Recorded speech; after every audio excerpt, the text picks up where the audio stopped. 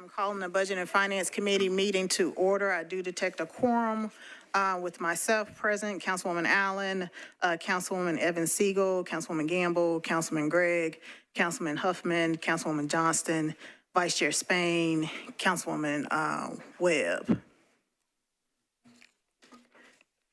All right, we do have one person signed up for public comment pursuant to Council Rule 28. The public comment period at committee meetings is limited to items that appear on the committee agenda or related to the committee.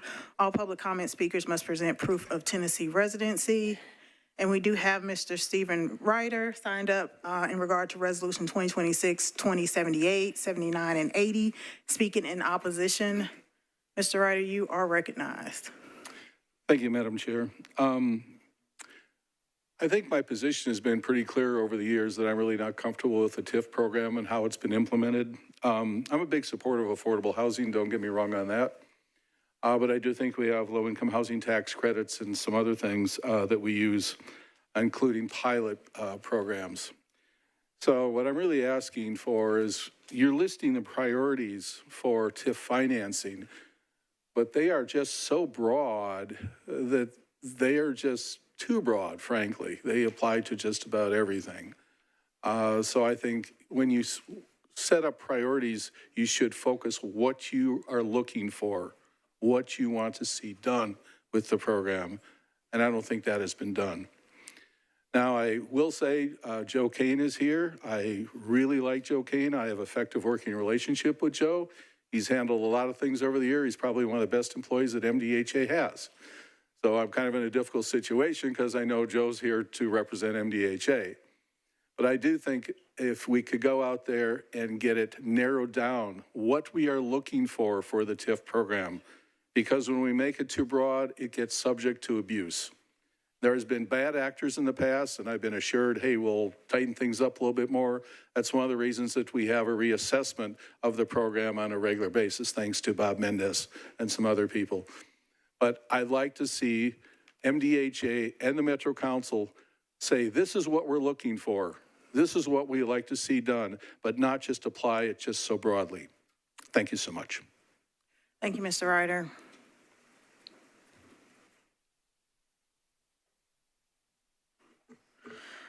All right, colleagues, we are going to go through the consent agenda first, and once we get past that, we do have a presentation from our finance department.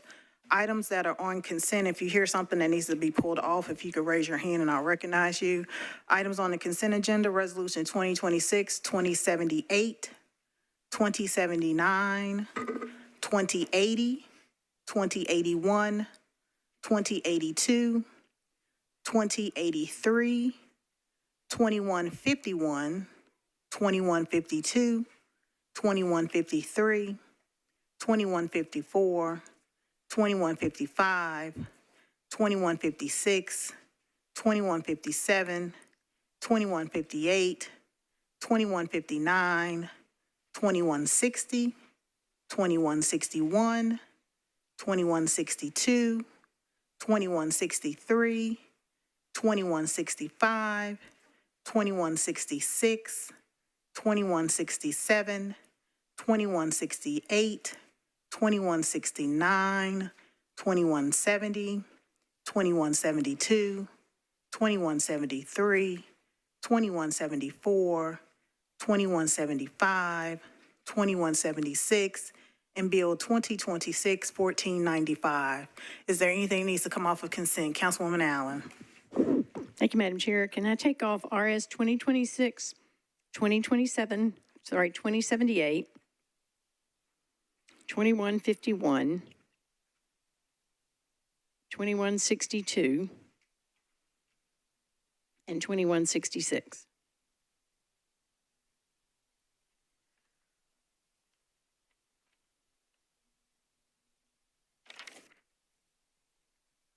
So 2078, 2151, 62, and 66. Got it. Thank you.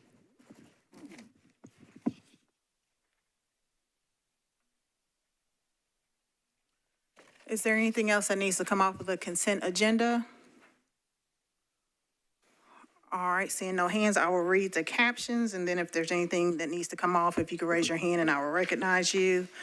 Starting with item number 2, Resolution 2026-2079, Toombs, Horton, Allen, Swar, and Ellis, resolution approving the activities and improvements eligible for tax increment financing in the Bordeaux redevelopment plan. Resolution 2026-2080, Bradford, Toombs, Horton, Allen, and Swar, resolution approving the activities and improvements eligible for tax increment financing in the Central State redevelopment plan.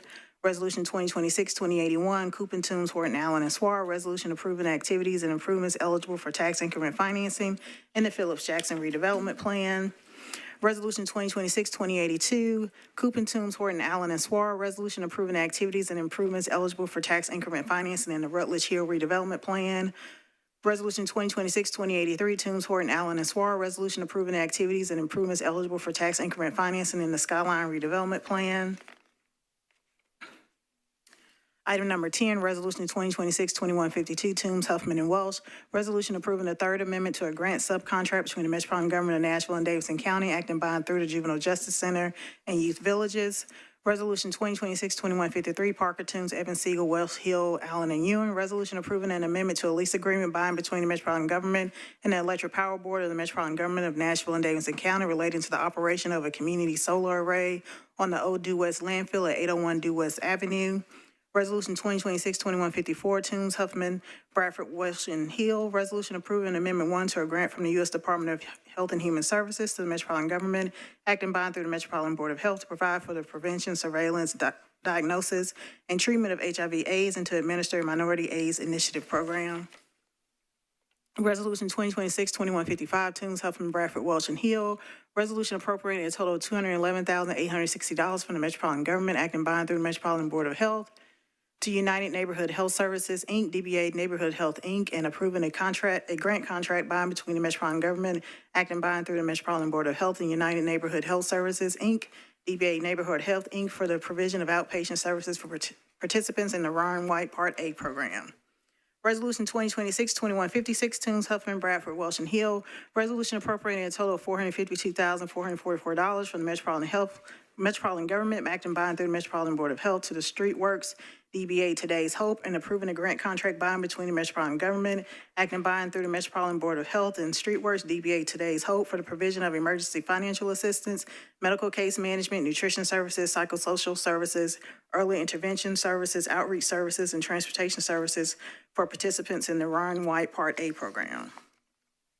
Resolution 2026-2157, Toombs, Huffman, Bradford, Welsh, and Hill, resolution appropriating a total of $19,200 from the Metropolitan Government, acting by and through the Metropolitan Board of Health to Music City Prep Clinic, and approving a grant contract by and between the Metropolitan Government, acting by and through the Metropolitan Board of Health and Music City Prep Clinic for the provision of outreach services, early intervention services, medical case management, non-medical case management, emergency financial assistance, medical transportation, food bank, housing services, and referral services for participants in the Ron White Part A program.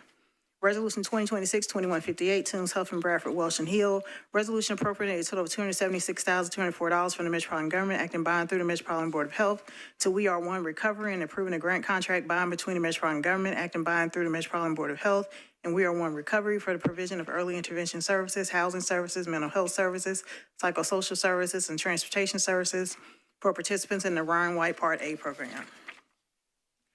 Resolution 2026-2159, Toombs, Huffman, Welsh, and Hill, a resolution appropriating a total of $765,882 from the Metropolitan Government, acting by and through the Metropolitan Board of Health to Vanderbilt University Medical Center, and approving a grant contract by and between the Metropolitan Government, acting by and through the Metropolitan Board of Health and Vanderbilt University Medical Center for the provision of medical case management, mental health services, and outpatient ambulatory care for participants in the Ron White Part A program.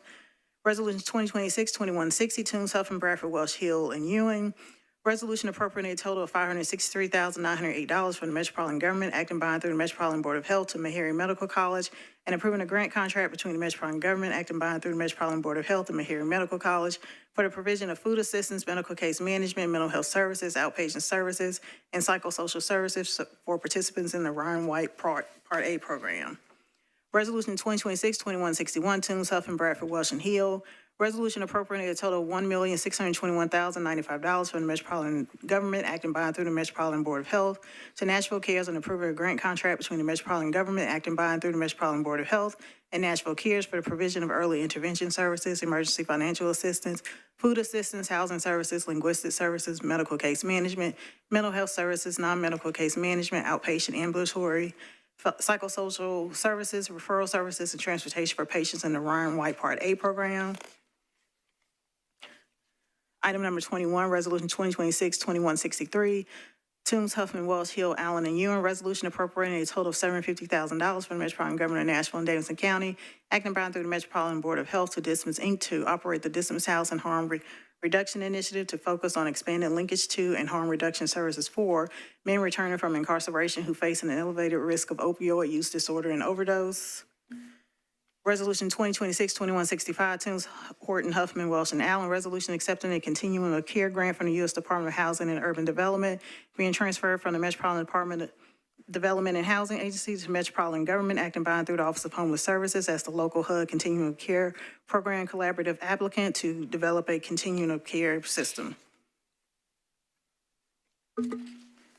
Item number 25, Resolution 2026-2167, Toombs, Huffman, Welsh, and Ewan, resolution ratifying the submission of a grant application to the Greater Nashville Regional Council and accepting a grant from the Greater Nashville Regional Council to the Metropolitan Government, acting by and through the Metropolitan Social Services Commission to provide home-delivered meals, nutrition services for older or disabled adults.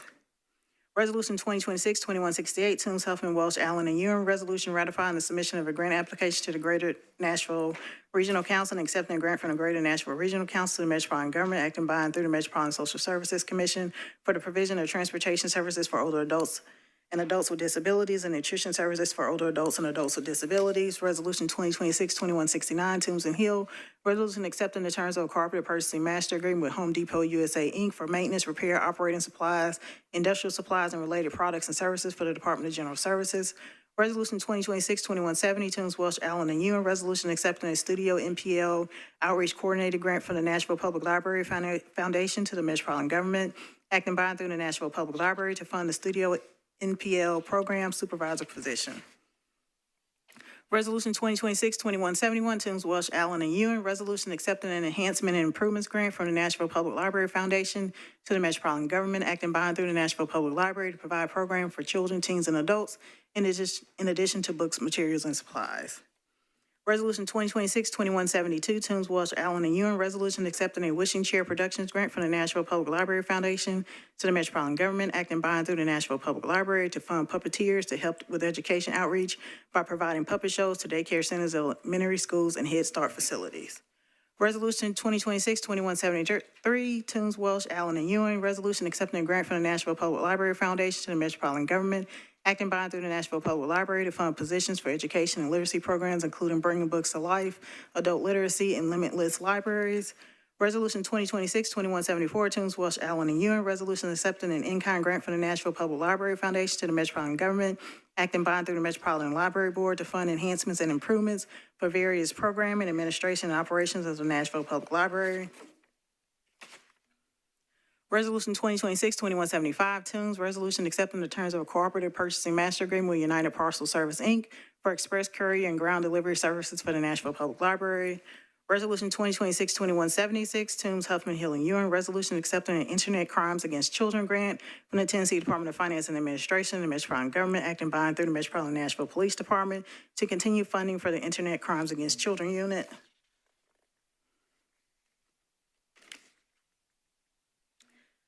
Item number 38, under bills on second reading, Bill 2026-1495, Toombs, Huffman, and Allen, ordinance approving a memorandum of understanding by and between the public safety cadets and the Metropolitan Nashville Police Department to mentor young adults by providing knowledge, skills, and practical experiences through education and training by public safety officials.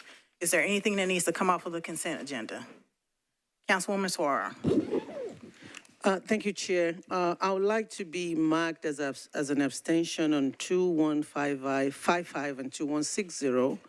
And then I'd like to pull 2151, 2153, and 2166 resolutions. Okay, say that again now. 2151, 2153, 2166. All right, pulling item number 9, 2151, which I think was already pulled. 2153, which is item number 11. And then 2166, which is item number, I don't know. 2166 was already off of consent. Awesome. And then 2155 and 2160, I just wanted to be marked as an abstention on those. Those were pulled too? Oh, sorry about that. 2160 wasn't pulled. Okay. And then 2155.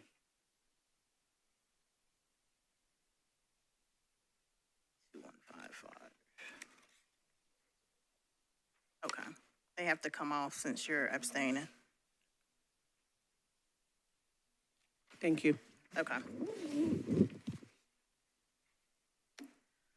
Is there anything else that needs to come off of consent? Seeing none, can I get a motion?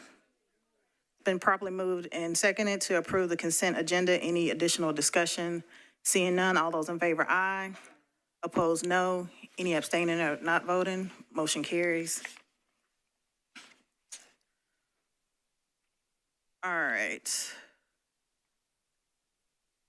We do have one item that was pulled off of consent that is before the item that is the subject of today's presentation.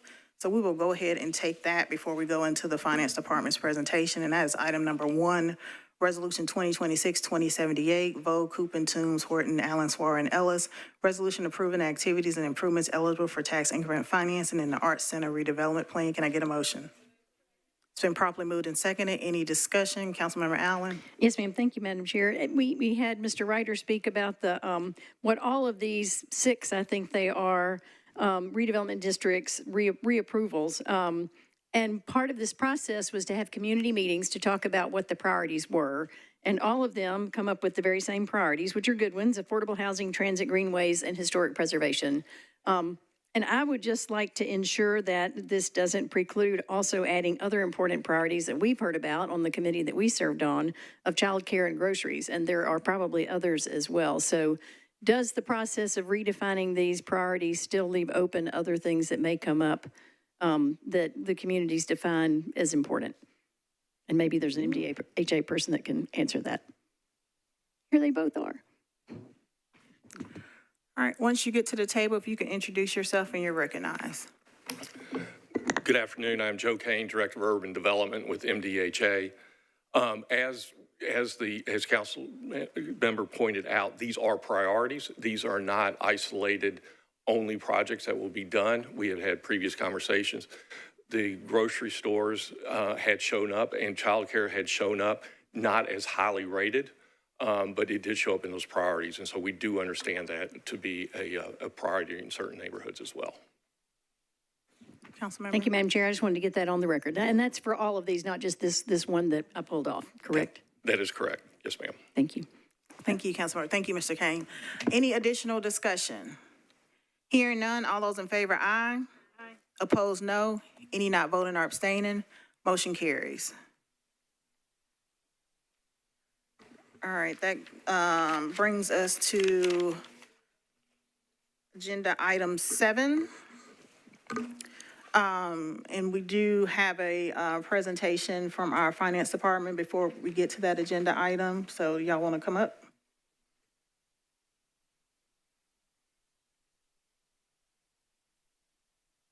And I'll just go ahead and read the caption since it's the subject of the presentation. Agenda item number 7 is Resolution 2026-2135, Toombs, Swar, Allen, and Coopin, resolution approving an intergovernmental project agreement between the Metropolitan Government of Nashville and Davidson County and the Convention Center Authority of the Metropolitan Government of Nashville and Davidson County relating to the financing and refinancing of the Music City Center. And there's also a related ordinance on the agenda as well. Director Reed, are your mics working? Hello? Yep. Oh, is it working? Okay, the light wasn't on, so, okay, thank you so much. All right, my name is Janine Reed, Director of Finance, and thank you all so much for having me today. Good evening.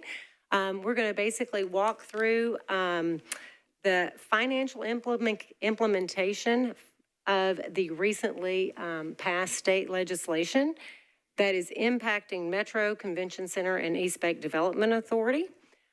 Before we do that, we're going to look a little bit at the convention center history. The history is so important to understanding what's happening in the current legislation. We'll walk through the recently passed state legislation, the benefits to Metro, and then I'm actually going to turn it over to Tom Cross, and Tom will walk us through the actual legislation that is before you today. So let's kind of go back in history here and talk through about what happened at the convention center. So in 1987, the Nashville Convention Center opened, and it was located at kind of the 5th and Broad property between 5th and 7th and Broadway and Commerce. Metro then issued general obligation bonds, $46 million, to fund construction of that convention center. The debt service and operational subsidies were really primarily funded through the general fund through a 2% hotel tax that had been authorized by state law and levied by Metro. In 2004 and 2006, there were 2 studies that were done. The first study in 2004 recommended a significant convention center expansion. And then in 2006, the study actually proposed a new convention center designed to host all convention centers, convention business, except for the largest 25% of convention business. So during the time period 2007 to 2009, the state actually enacted legislation to provide funding sources for the new convention center construction and operations. And on the screen, you'll actually see what those additional taxes were or new funding sources. It was an additional 1% hotel and occupancy tax, bringing the total to 3%. There was a $2 room night charge, a 1% rental vehicle surcharge tax, a $2 per trip airport departure tax for contracted vehicles, the diversion of state and local sales tax at the convention center campus. And this is footnoted because in 2010, after the issuance of the bonds, this diversion of campus sales tax was expanded to include the Omni as well as the Renaissance Hotel. And the last thing was the state and Metro approved the creation of the Tourism Development Zone. So then there was the creation of the Convention Center Authority itself. The state passed legislation that allowed for the Convention Center Authority to actually become into being. State law also authorized the Convention Center Authority to issue its own bonds to finance convention center construction. Metro Council then approved the creation of the Convention Center Authority, or CCA, and that is a component unit of Metro. Metro decided it no longer wanted to fund the convention center through general obligation bonds. Okay, so that was really important. We also shifted responsibility of the operations to the Convention Center Authority. And on this chart, you will see the listing of the tourism revenue streams that are dedicated to the Convention Center Authority. You can also see the state statute as well as the duration of these revenue streams. I want to start with the TDZ revenue.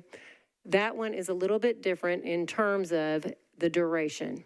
It is the earlier of 30 years or when the total payments equal scheduled principal and interest on the 2010 bonds. By calculation of what's been received in the TDZ, if no legislation had been passed, that TDZ would set to expire in 2033, 2034. The campus sales tax diversion was the earlier of 30 years or retirement of the 2010 bonds, including refunding. The 3% hotel tax, it stays in place as long as needed to fund CCA capital and operating reserves, and any excess is restricted to tourism purposes.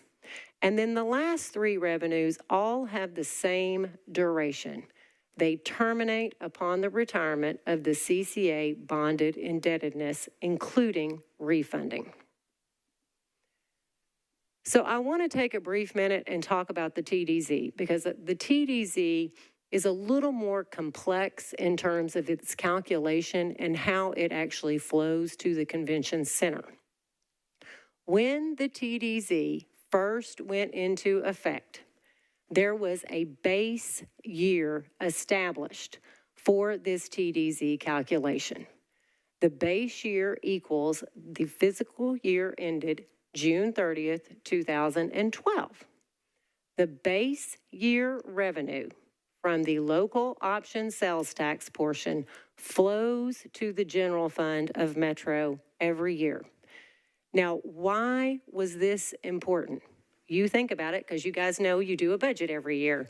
And if this base year revenue was taken away from the budget, it would have left a hole in Metro's budget as well as the state budget. So this base year revenue flowing to Metro is extremely important because it preserved our regular operating budget. So now what happens on a year-over-year basis to this base year revenue? Well, it grows, okay? So each year, the base growth is split. So within the TDZ boundaries, there is growth in sales tax that occur. And that growth rate is actually split between the Metro General Fund and the Convention Center. This is a really key point. The General Fund gets an annual percentage equal to, you know, we couldn't get through this presentation without a little math, everybody. It's the percent growth in year-over-year Metro-wide sales tax divided by the percent growth in year-over-year TD sales tax.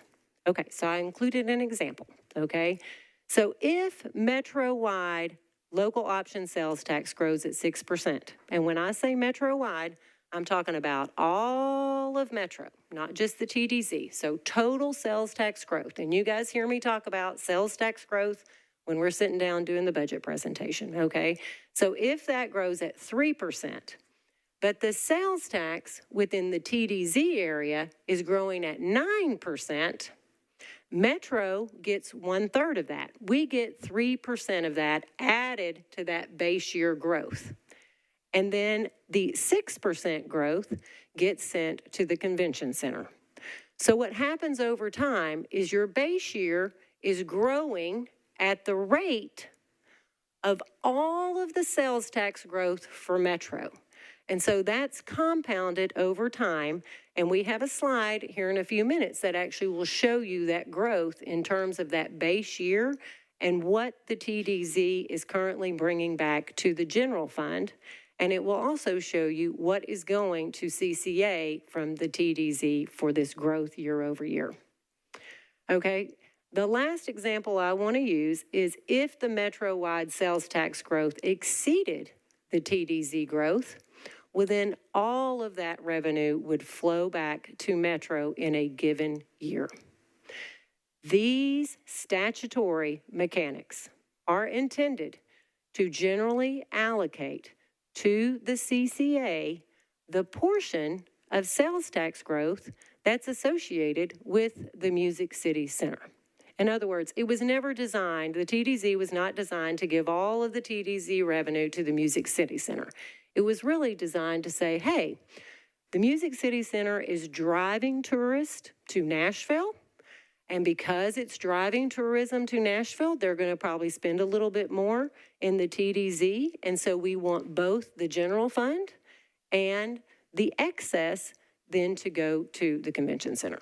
Okay, so I know that's a lot, and I know that's really complicated. We are happy to sit down and explain these mechanics with anyone who wants to come sit with us. This is a depiction of what the tourism development zone looks like. So these are the boundaries of the TDZ. This cannot be changed except through state enacted legislation. These boundaries did not change in this latest legislation either.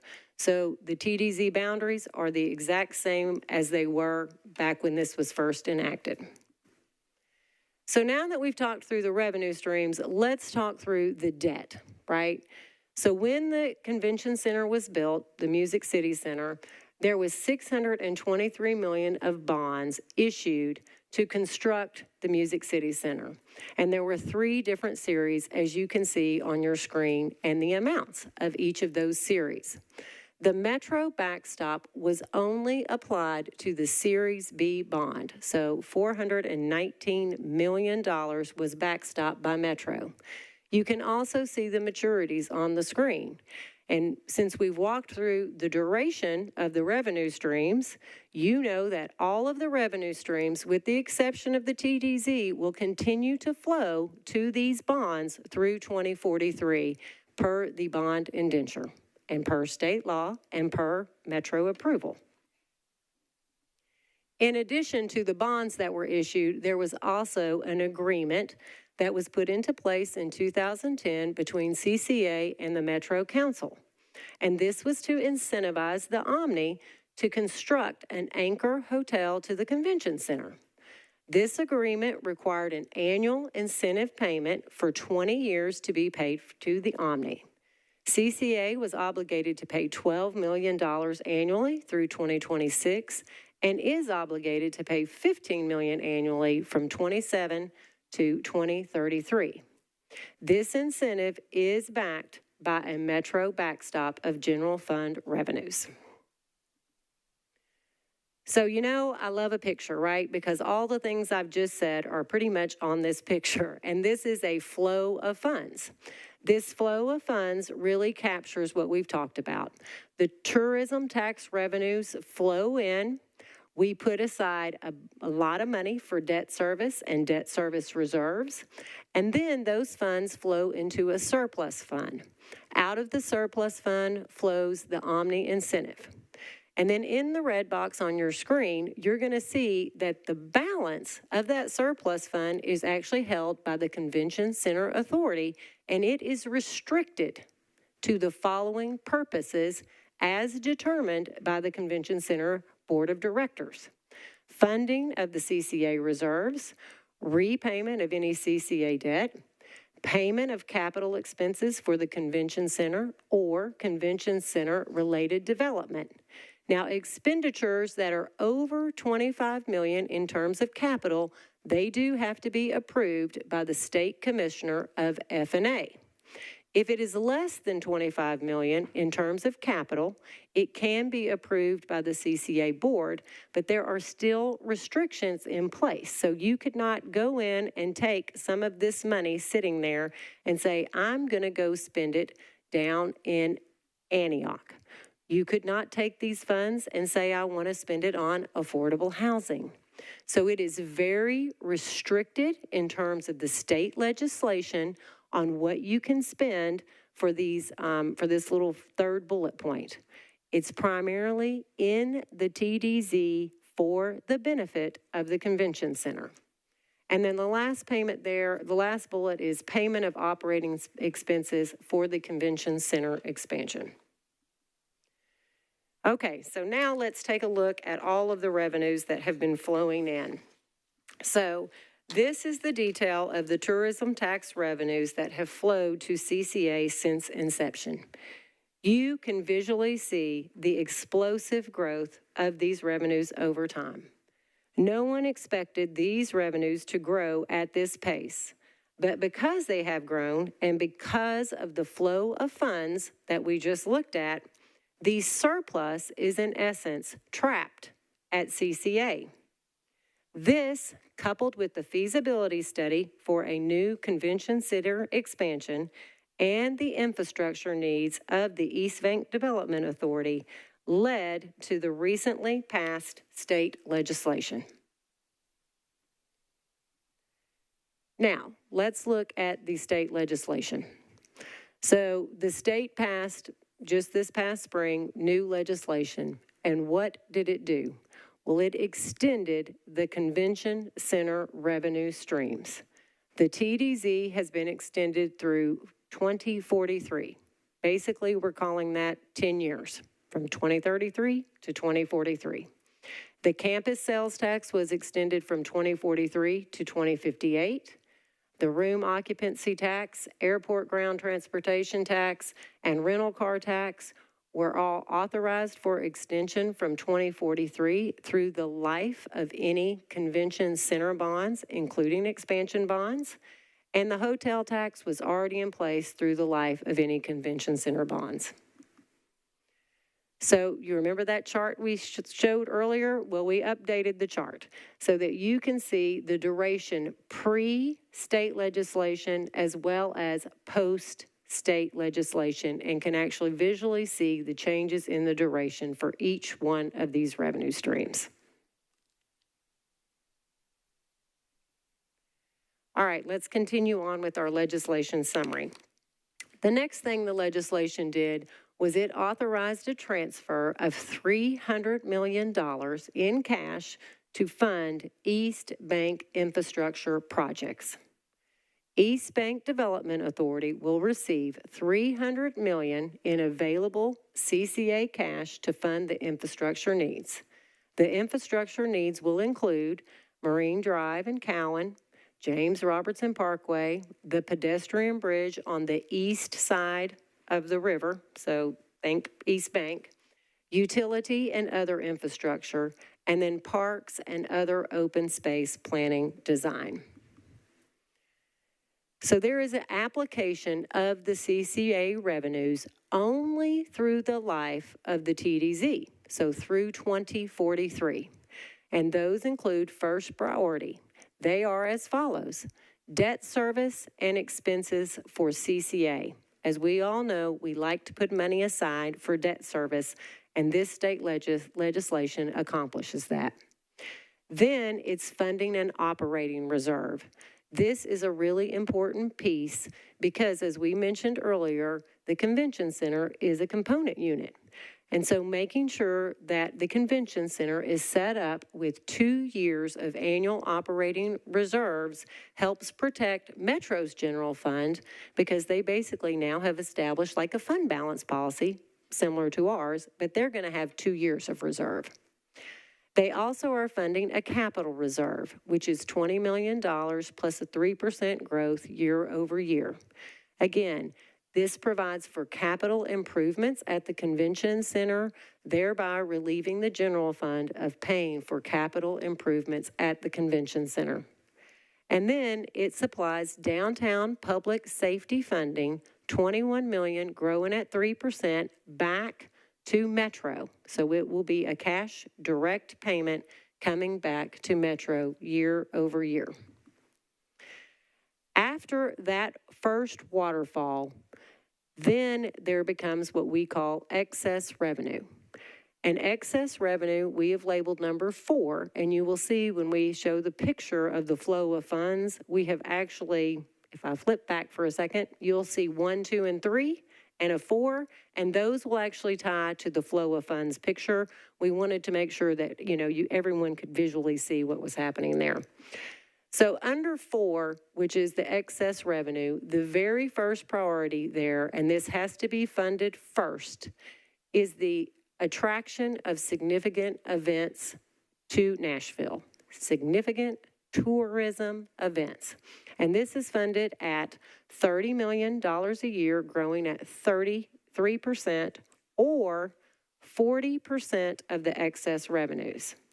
And then the second priorities, and these are all listed in the legislation, these are not a waterfall. So all of these bullet points are not a waterfall.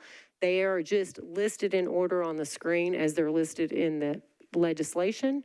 But it's public safety, streetscape, and public cleanliness services related to significant events.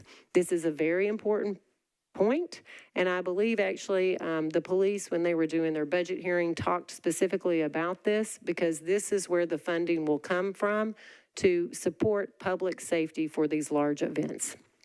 And then you can read some of the other use of these funds that are in the state legislation. This is managed by the comptroller. The state comptroller will hold these funds and manage these funds application of the excess revenues is directed by a new board called the Joint Capital Tourism Board. The Joint Capital Tourism Board will administered by the comptroller, and they are subject to quarterly reporting regarding the spending of these excess revenues.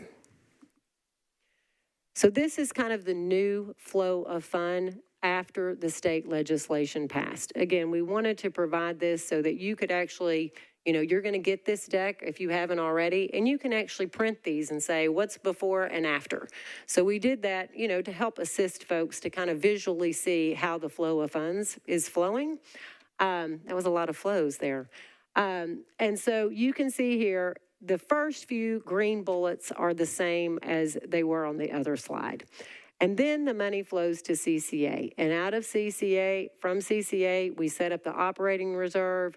We provide for the capital reserve at CCA. The blue comes to Metro, which is the 21 million plus the 3% growth every year. And then the purple box is the excess revenue that will be going to the Joint Capital Tourism Board for the items that were listed on your screen. Please note that items 3 and 4 will cease to exist once the TDZ revenue stops flowing in 2043. All right, so implementation. So what happens next? Well, once legislation is all approved by council as well as the CCA board, the first thing that will happen is we will prepay the Omni incentive, thereby releasing the Metro backstop. We will refinance the Series 2010 bonds, again, eliminating the backstop on those bonds. We will exit the Build America bond structure, and we will put into place a new indenture allowing the surplus to be applied in accordance with the new legislation. Funds will be transferred to the East Bank Development Authority, i.e. the $300 million, upon pricing of the bonds. So that will all happen simultaneously, and those will be put into a trust fund for the East Bank Development Authority.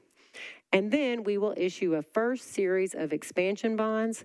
Those bonds will be somewhere in the neighborhood of $350 to $375 million, and those will fund land acquisition and pre-development expenses. And those long-term bonds will expire in 2056, so they will be a 30-year bond. So what are the benefits to Metro? So we're going to walk through these. And this is a summary, and we're going to walk through these in a little bit more detail in a moment. But the first thing is no new taxes.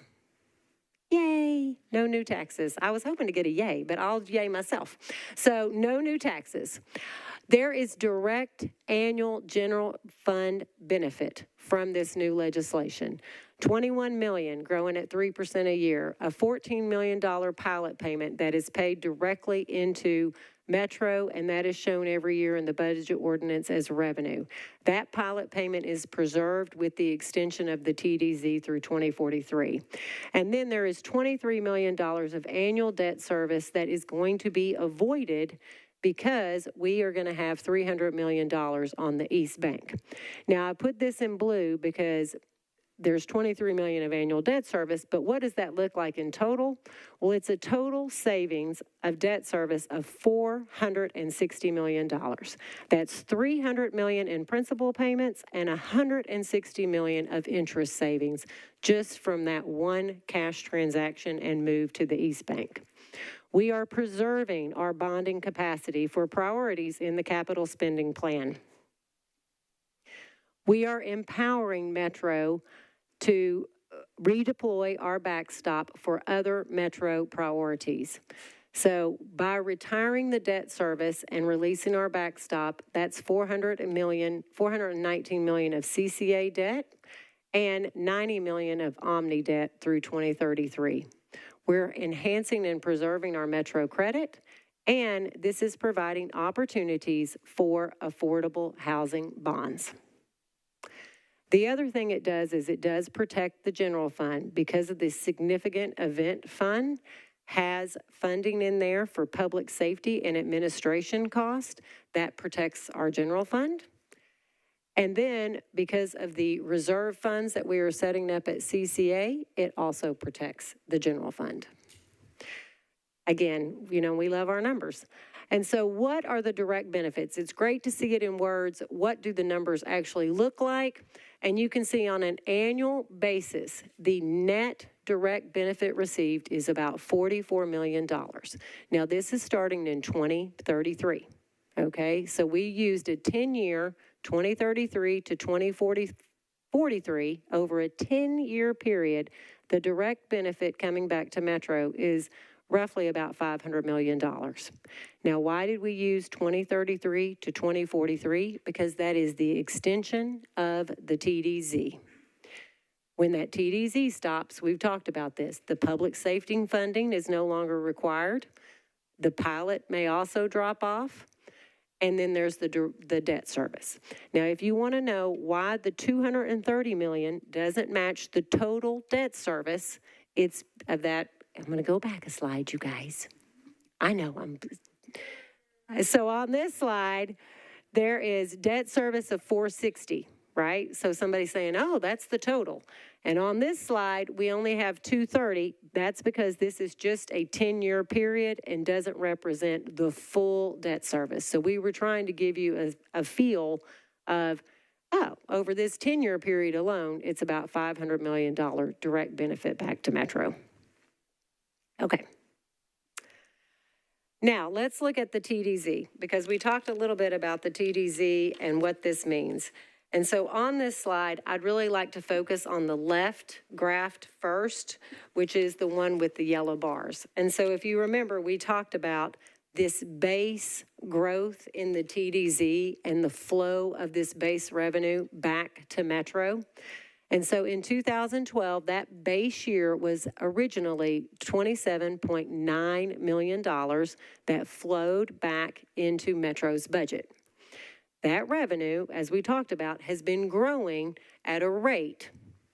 And so you can see in 2025, the money that came back into the general fund from the TDZ is $83.1 million. Now, let's look at the TDZ that's been allocated to CCA, which is the pie chart on the other side, the green and the blue. And from there, the TDZ money that went to the convention center in 2025 was approximately $12 million, and $83 million flowed from the state portion of the TDZ.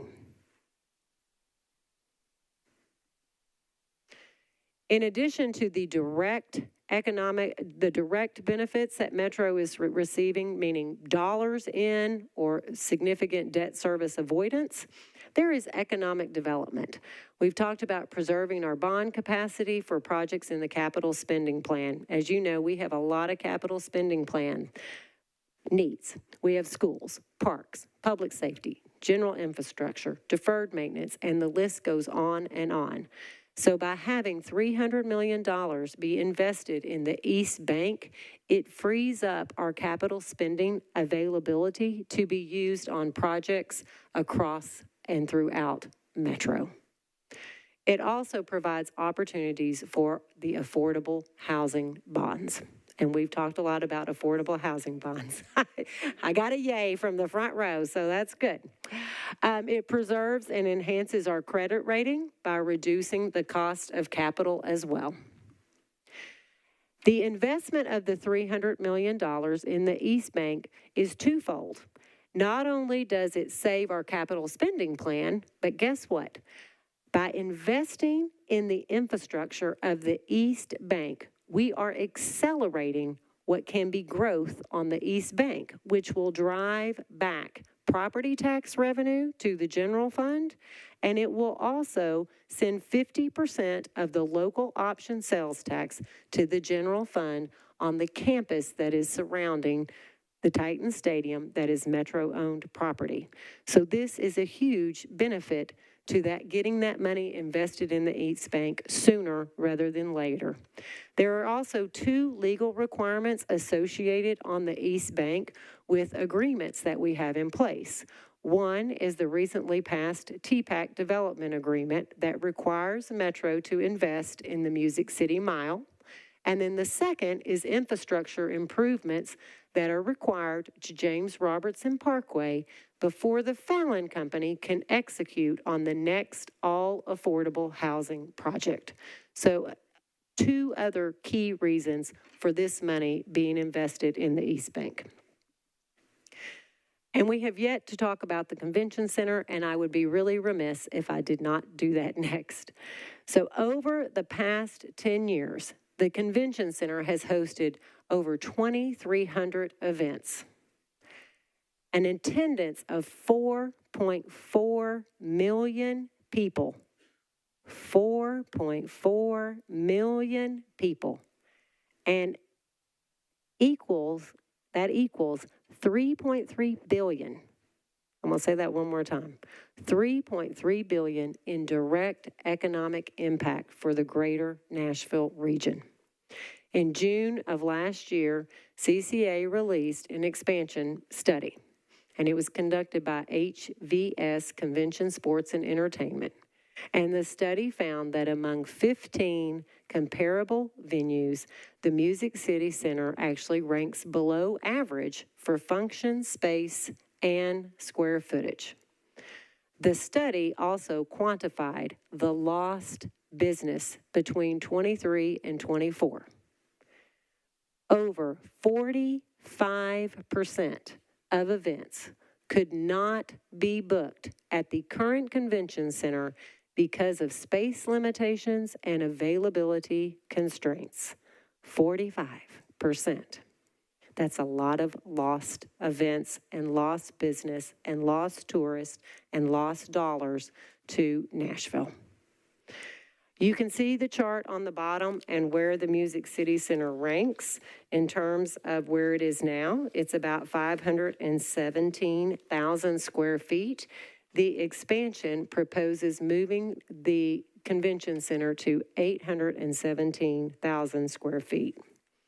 Also, per the Nashville Hospitality Authority, a convention center visitor spends 2.3 more money than your regular average tourist.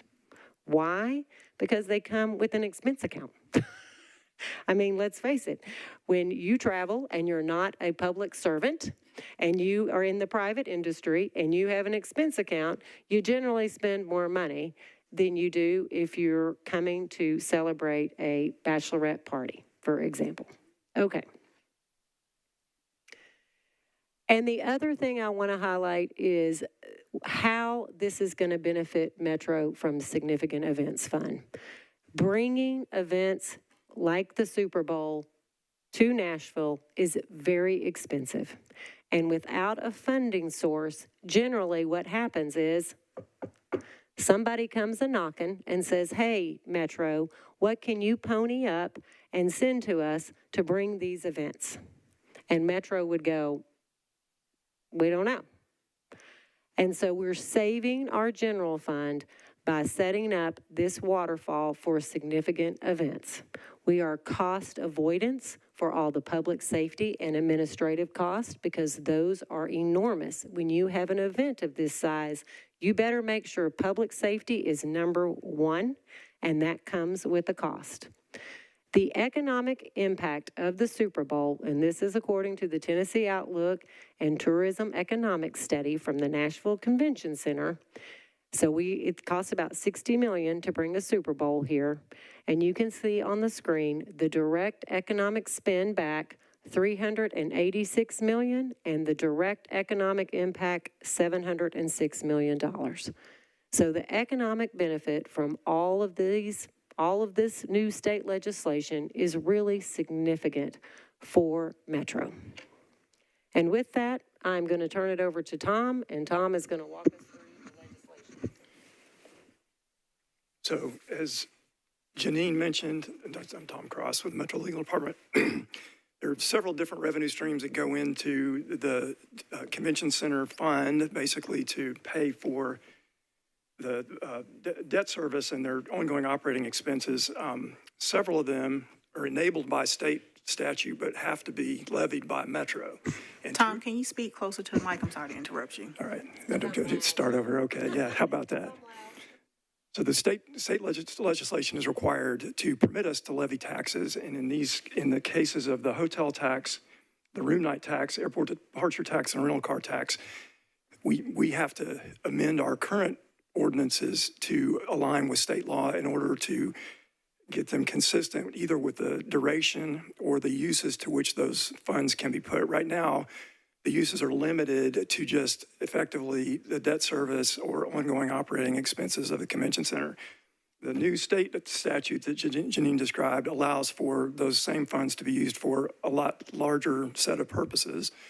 And so, and also extends the duration for which all of them except for the hotel tax can be levied. So the ordinance in front of you does those things. It aligns our current ordinances either with the duration allowable under state law for those taxes or for the purposes to which they can be used or both. And that's really it for the ordinance. The resolution would approve an intergovernmental agreement with the Convention Center Authority that on Metro side requires that we approve their issuance of some new and refunding bonds. And on their side, they're going to pay off some debt, and they are going to pay off the Omni portion of the debt, and they are going to get us out from being the backstop on this debt.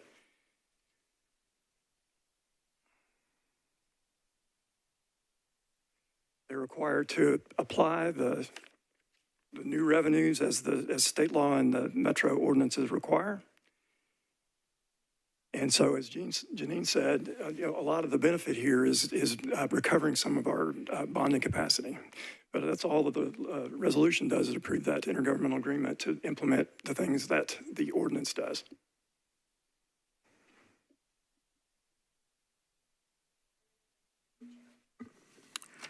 Thank you, Mr. Cross and Director Reed. Are there any questions from the committee? Councilmember Allen, I see you, Councilmember Druffel back there, Suara, Greg. Oh, Councilmember Allen, you're recognized. Thank you. I'll talk. I was just trying to help my friends out there. So when we did the Titans Stadium, there were a bunch of funding streams and things like that that included some parts of the hotel motel tax. Can you tell me whether we're double dipping there or not, or if those are all separate streams? Those are all, You're recognized, Director Reed. okay, thank you. I was like, ooh, I'm not supposed to talk yet. Great question, Councilmember Allen.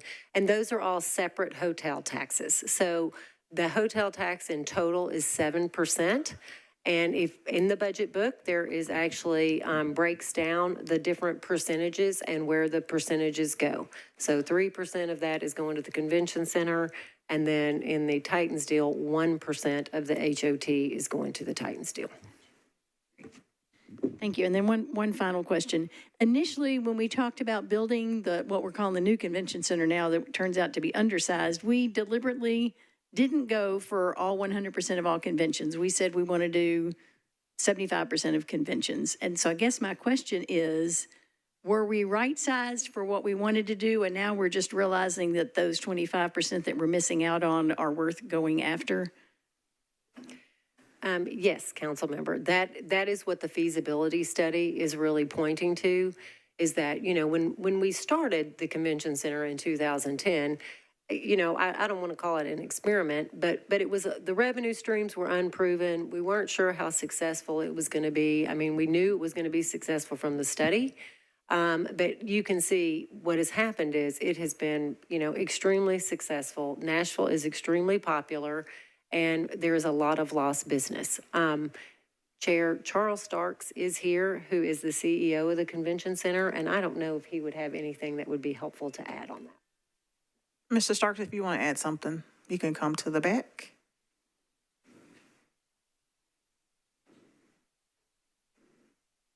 And even though we've called you by name, if you could still introduce yourself. Hey, good evening. Charles Starks, the CEO at the Music City Center, Convention Center Authority.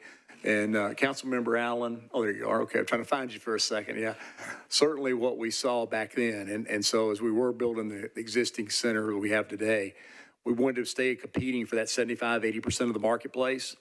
What we have seen is that over time, that it's certainly grown, how much need there is for that size group, the amount of meeting space, ballroom space, et cetera, that they may have. But what has really happened is just the success of our great city. You know, as a native here, I can certainly see that. And what we've seen that's changed is the demand is just off the chart. I mean, when Janine talked earlier about the 45% that we can't accommodate, I mean, it's unbelievable when you start looking at that entire report, what all we're having to turn away right now just based on space needs that want to be downtown. As I will tell you, we're a really fortunate city. We got 2 great convention centers in the city. And so Gaylord's still doing incredibly well. And then what we're seeing downtown is this lost business. But I think we sized it exactly appropriate at that time. And I think what we're looking to, whereas you saw from that chart, we're certainly not trying to get to be as big as some of those other cities, even though we compete with them every day.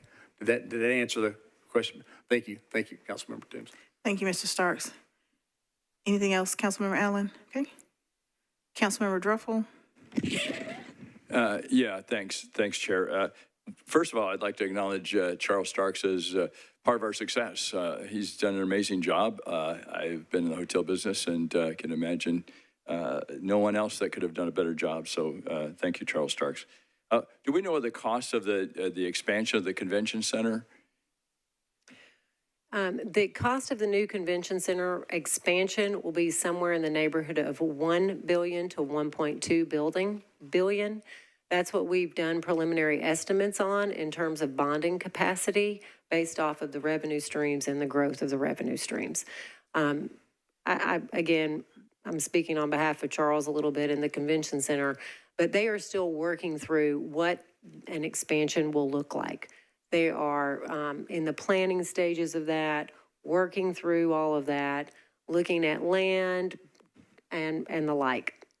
And just a follow-up question. So the waterfall, it works in support of this incremental amount. I know we have a lot of people that want to come here. Just want to make sure that we don't get, we're not on the books for not being able to make the incremental numbers.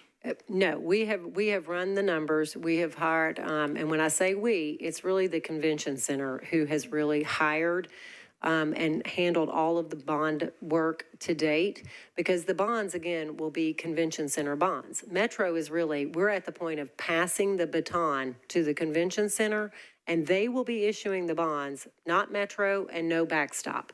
So they have selected an underwriter, Goldman Sachs. Goldman also worked on the Titans deal, so I think council members are pretty familiar with Goldman. And Goldman has run, the preliminary numbers, looked at the estimates, looked at all the revenue streams, and the $1 billion to $1.2 billion is very feasible in terms of an expansion. And my understanding from talking with Charles is that would accommodate that 300,000 square foot expansion, council member. A quick question. Are we going up to expand, or can you maybe indicate sort of how we're going to do this? I would love for Charles, if able, to come back and talk through that. If that's okay with you, Chair. That is quite all right. Mr. Starks, you're recognized once you get to the mic. Thank you, Councilmember Toombs. Yeah, Tom, Councilmember Druffel, what we've looked at there is a combination. We have some space available at the existing center that we feel we can expand on site, as well as some of the land we've bought, and we're continuing to look for land and see what we can do there. So I think as we look at the programming, a big part of that's what we're listening to our customers. I mean, we listen pretty well to what their needs are and what they could be. So we see kind of a two-pronged expansion of the existing site and what we may acquire in additional land as we look forward. So that pretty much, thank you. Thanks, Chair. Councilmember Suara. Thank you, Chair, and thanks for the presentation. For those of us that are second-timers and a lot of people in the community, I tell folks that when I ran the first time, it was how do we get all the money out of the convention center? because everybody's like, the city is growing, but we can't get anything out of it. And so it was a shock getting in and realizing that we really can get it out because of the way it was structured. So for me, seeing that we can now get money out and we can use that money for other things and ease out our general fund is a big one for me. Same thing with the not having to backstop all the bonds issue, which allows us to do a lot of things, is pretty cool. That's why I'm a sponsor. But I do have a couple of questions. I'm for it. I think, like I said, it's going to allow us to do things that we've not been able to do before. The first thing is on the prepayment of the Omni bond. I think it's about 5 years left, which is, you said 15 million from 2027 to 2033. Is that what is left? Is that what we're going to prepay? And where is that coming from? Is Metro doing that? No, that's a great question, council member, and that money is going to come from the cash that is currently sitting at MCC. So Music City Center, or CCA, will actually make the payment for the Omni and pay off that debt, and thereby releasing our backstop. Awesome. And if this legislation does not pass, which I just hypothetically, the TDC still continues until 2033. And the funding will still go the way it was, and everything will still stay the same. Would that be correct? Or the legislation automatically changes everything without us having to do anything here? The TDZ got extended, and we don't, Have our to do anything with legislation that. doesn't do anything about that. So that happened, and the campus sales taxes also got extended, with the council's doesn't have anything to do with that either. Okay. That answer your question? So what we're doing now is just making sure that our legislation, our books, has those allowable expenses, additional things that is in the legislation for us to be able to do that? Yes, and it extends the time that we're allowed to levy these taxes so that it matches up with the state. the next set of bonds that's going to be issued. Okay, thank you. And for you, Tom, additional questions. So, two things. One, I know that we talk about, and this is where it gets very interesting, especially for people in the community, when we said that we'll be able to backstop, we'll be able to get this money, it will relieve general fund, and we'll be able to use this money to do other things. I know one of the conversation is on social housing and a lot of things. Does it allow us to spell out what those things are, or how do we make sure that those things actually happen and it doesn't become where everything goes back again into downtown or to the TDZ? How do we ensure that that does not happen? Well, the council votes on the legislation that authorizes the use of Metro's non-tax revenues to be pledged as a backstop for usually the sports stadium bonds. But if for every dollar that you're relieved of that obligation on a set of bonds, or in the case of the Omni, on the backing up the Convention Center Authority's obligation to make this incentive payment, you can spend those revenues on something else, and we do. It's just we have to pledge them to be available, and just in case we have to make up a deficit. I understand, and then I guess the legal thing, and maybe it's something that you get back or somebody gets back to me on, is that we have it available to use for other things, but those things are not spelled out right now. So how do we make sure that it does go to the social housing? How do we make sure that it goes to those things that benefits all of Nashville outside of the TDC zone? Hi, council member. That's a great question. And so we actually, our new treasurer, Seth Pilkington, I think y'all, a lot of y'all have met Seth. We are actually working on new bonding capacity metrics, taking into account the release of this backstop for the convention center bonds as well as the Omni. And so we should have some new metrics. We've been working with Hilltop, who is our financial advisor, and we need some new metrics. We absolutely love, we call it the Druffle memo. So everybody loves that. But we also want some metrics that the rating agencies really rely on. One of those in particular is debt service per capita. And we are actually at the very top of the debt service per capita ratio. And if we go up further, we're risking our bond rating. And so we are in the process of rerunning a lot of those metrics. We should have something within the next several weeks. I think I've talked about this at the East Bank Ad Hoc. We are working on the CSP currently, the FY27 capital spending plan. And so when we get to that and that legislation is filed, we will certainly have some new metrics that we're willing to share and want to share with council. But some of that will be involved with an affordable housing bond. I mean, this is a priority of the mayor, is an affordable housing bond. We have been finance in particular, and actually Metro Legal. Josh Thomas, thanks Josh. We have been working in conjunction with the planning department and the housing division. We've also been working with MDHA on what that may look like. Okay, awesome. I'm glad we get to speak that into the record. Yes. And the last question that I have, I'm looking at the information that was shared with us, which is the public chapter 1024 that the council, Mr. Wilson sent. On the money that we're getting for public safety, there is a paragraph in there that says that the TDZ Nashville describing the Music City Center, and it talks about it minded regulations on unlawful loitering, seating, camping, sleeping. That gives me a little bit of pause and concern, and to just be something that I'm more interested in, and this could be a conversation later with Chief of Police, in that, yes, we're getting that 21 million. Yes, we're making sure that downtown is safe. But if it is calling for us to arrest people for sleeping and sitting, then I'm going to have a heartburn with that. Yes. I think, council member, that is, I call it the other TDZ bill.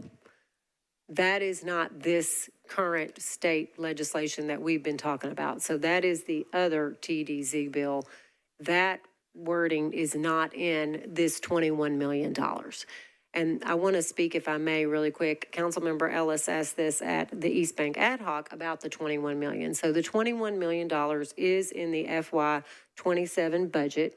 It is in a special revenue fund and was approved in the budget. I think it's called in the budget ordinance, special events. Next year, the hope is that when we go to the budget, we will actually bring that 21 million to council and have the departments who are using that money talk specifically about that money. MMPD did talk about that a little bit in their budget hearing this year, so hopefully that's ringing a bell with some of the council members about that funding that they are spending. It's primarily for overtime for police and fire in the downtown area, because as you know, we have a lot of events here and there's a lot of overtime. I mean, when you have a 4th of July event and you have 400,000 people downtown, well, there's a lot of overtime that's required to keep our folks safe who are coming to those events. And that's really what it's used for. There are a few little supplies in there, but I can tell you there's nothing for LPRs or any of that type of thing. Thank you, Councilmember. Councilmember Gregg. Thank you, Chair. Director Reed answered my question in a previous question. It was related to the backstop on expansion bonds. So I just say I celebrate that Metro will not be on the hook. So thank you. And thank you for a great presentation. Councilmember Gamble. Thank you, Chair. My question was also answered. It was related to the Omni prepayment. And so thank you again for a great presentation. I echo my colleagues in support, and yay, that this funding will be going towards the East Bank, and that'll free up our general capital spending plan money. I do have a question, though. You mentioned that you are working on metrics and the capital spending plan. Do you have a time frame for when that work will be completed? Yes, we are finishing up meetings with departments. So we bring in our departments and we sit down and talk through, authorized but unspent CSP dollars. We then look at their priorities that they've submitted in the most recent CIB that was approved by council, and we walk through that process with the departments. So in terms of timeline, we are hoping to get a CSP request before council at the first meeting in September. All right, Councilmember Coopin. Thank you, Chair. Got to me quickly because questions were answered by other people. My questions have been answered in the ad hoc, but I just wanted to thank Janine, yourself and the mayor's office and the administration working really hard on this legislation, and you've been fantastic. You spent hours on the phone with me and hours on the phone with other people, and I really appreciate it. Just this is a great opportunity, I think, to, as Councilman Gamble said, to free up capital to put capital from the MCC into the East Bank, which will then free up CSP for the rest of the city. And I want to, as the council member representing the downtown district, want to reiterate my support for letting that free up money for other parts of the city. I think one of the things I've heard a lot is, downtown continues to see this benefit cycling through, but the rest of the city doesn't always see that. So I think this is an important opportunity to make that happen. So thank you. All right, Councilmember Ellis. Thank you, Chair, and thank you, Ms. Reed. Thumbs up. I'm a visual learner. Love the presentation. And when did you say you sent this to council? We sent it to council office today around 4 o'clock, and so you may not have it yet, but council office, I don't want to speak for council office. Director Wilson. We have received the presentation, and we will be going out to members and be placed on the Budget Committee's SharePoint page. Perfect. And then if I can, just one more question. I wanted to ask for the mayor's office. What are they sort of anticipating aside from affordable housing to prioritize outside of the East Bank with this anticipated money?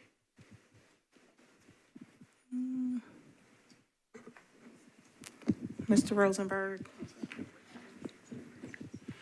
Thank you, Madam Chair. Councilmember Dave Rosenberg with the mayor's office. That will go through the CSP process. Can't speak to specific projects at this time. Okay, thanks. Vice Chair Spain.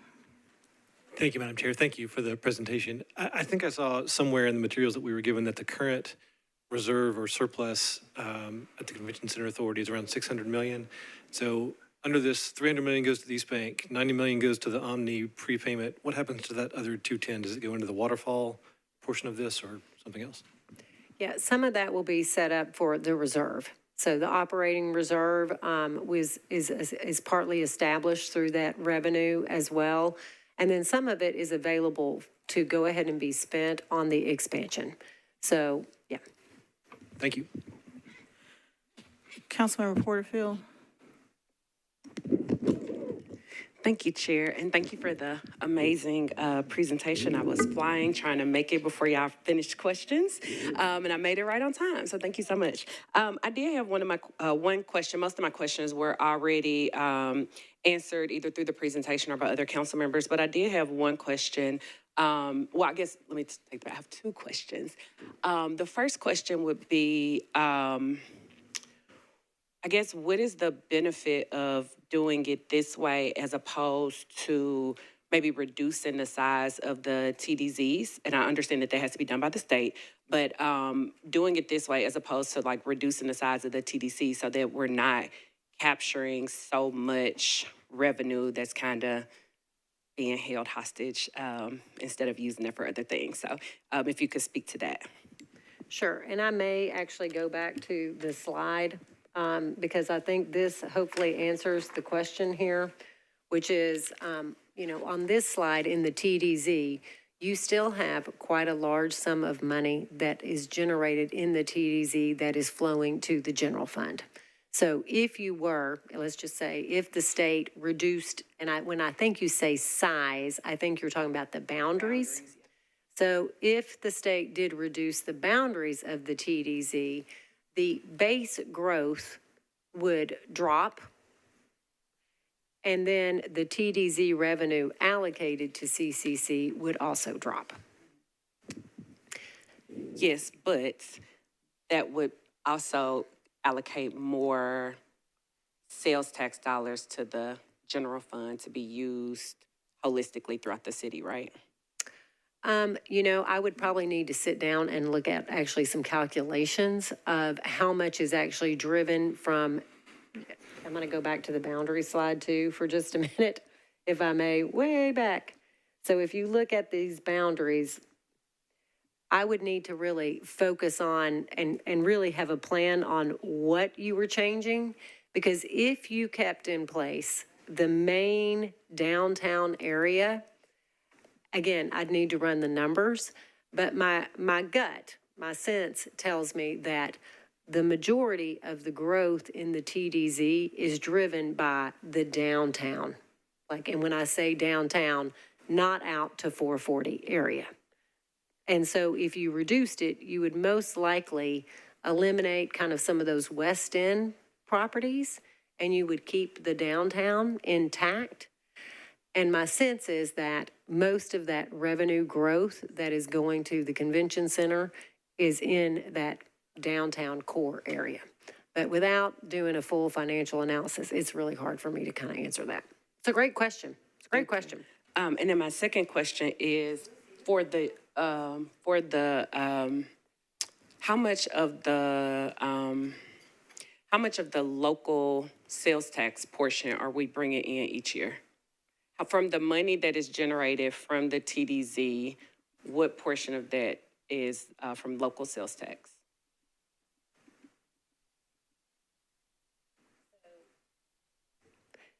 So on the pie chart, that $12 million is what was sent to CCA in local option. If you add that to the yellow bar, the 83.1, which is the base, that total, the 12 plus the 83, would be total local option sales tax in the TDZ for 25. And when I say 25, it's the payment that was received in 2025. But the green part that's the part that, if there was no Sorry, TDZ, the blue part. Okay. The blue. That's blue, what I'm saying. blue, The green I'm part glad is you the corrected state, me. right? I'm colorblind there for a second. Okay. Because I guess what I'm trying to think through is if in the event that we did not extend the TDZ and we paid off, I think it's projected that we will have enough revenue to pay off the convention center by, I think it's like 2033 or something like that. So if the TDZ wasn't extended, we have enough funds to pay off the convention center by 23. That 12 million would be coming back to the general fund for us to do whatever we need to do with general fund money, but we would then lose the benefit of having the 300 million dedicated to East Bank. Is that correct? Yes, and that is the calculation that's up on the screen. So if you forego the local TDZ local option portion, and this 13.7 million is 2027. So we've escalated it slightly. But you would lose, if the TDZ wasn't extended, you would lose the 21 million, the pilot, and then you wouldn't get the 300 million either for East Bank. And you would then be taking on debt service for the 300 million, which is 23 a year. And to answer your question back to the September 25th payment, just to give you the exact number, the total local sales tax collection from the tourism zone that ended 6/30/25, payment received September 25, was $95,255,763. $95,255,763, and that was divided between the 12 million that went to the convention center and the 83 million that was sent back to the general fund for the base year growth. Yes. Okay. Thank you. Yep, absolutely. Councilmember Suarez. I want to piggyback on my colleague's question. If we do restrict the TDZ zone, is it my understanding that part of what we're getting with the TDC is the opportunity to retain the sales tax piece of it? And so if it's no longer part of the zone, then we will not be able to retain the state portion of the sales tax. Is that correct? Hello? Okay, yes. Sorry, I was like, that is correct. And so if you go back to the chart, you would lose the 83 million that the state is contributing and investing into Metro. That is a true statement. And if you shrink it, then you'll be shrinking that part of it as well, because the state will then take the sales tax instead of allowing us to keep it there. Would that be correct? Yes, ma'am. That is a correct statement. Thank you. Any additional questions on the presentation? All right, seeing none, thank you, Director Reed and Mr. Cross. We will move on or go back to item number 7, which is Resolution 2026-2135, Toomswar, Allen, and Coopin. Resolution approving an intergovernmental project agreement between the Metropolitan Government of Nashville and Davidson County and the Convention Center Authority of the Metropolitan Government of Nashville and Davidson County relating to the financing and refinancing of the Music City Center. Can I get a motion? It's been properly moved and seconded. Is there any additional discussion on this resolution? Seeing none, all those in favor, aye. Opposed, no. Any not voting or abstaining?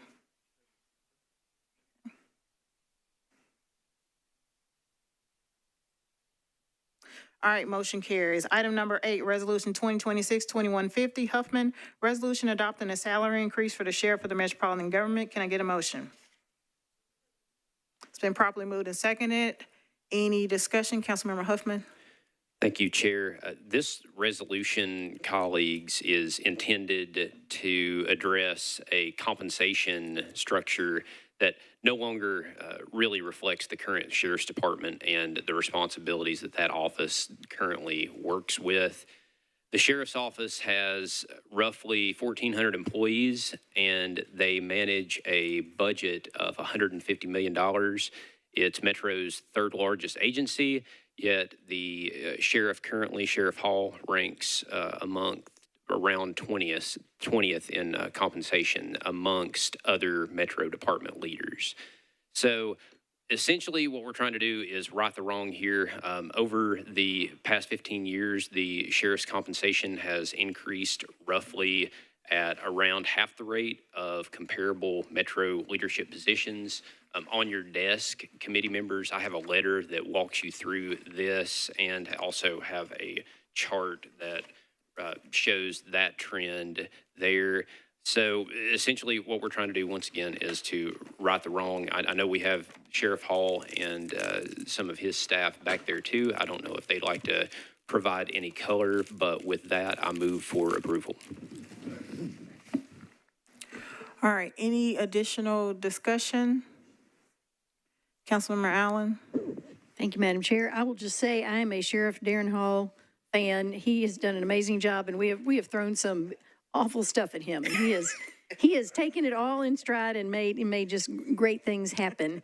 Typically, we do this in front of the budget, it seems like, and typically there's sort of a compensation study that also looks at other cities and stuff like that. Could the sponsor maybe explain why this is coming up now? Councilmember Huffman. It's really just coming up. So that's a great question. I am I don't know if I'm the outgoing chair of public health and safety. That's obviously up to the vice mayor, but I'm just trying to right a wrong in a problem that seems to be definitely a problem. And, you know, we love Sheriff Hall, but he's not going to be here forever. And with candidates that could be potentially running for that office, we want to make sure that the pay, you know, reflects the top talent too.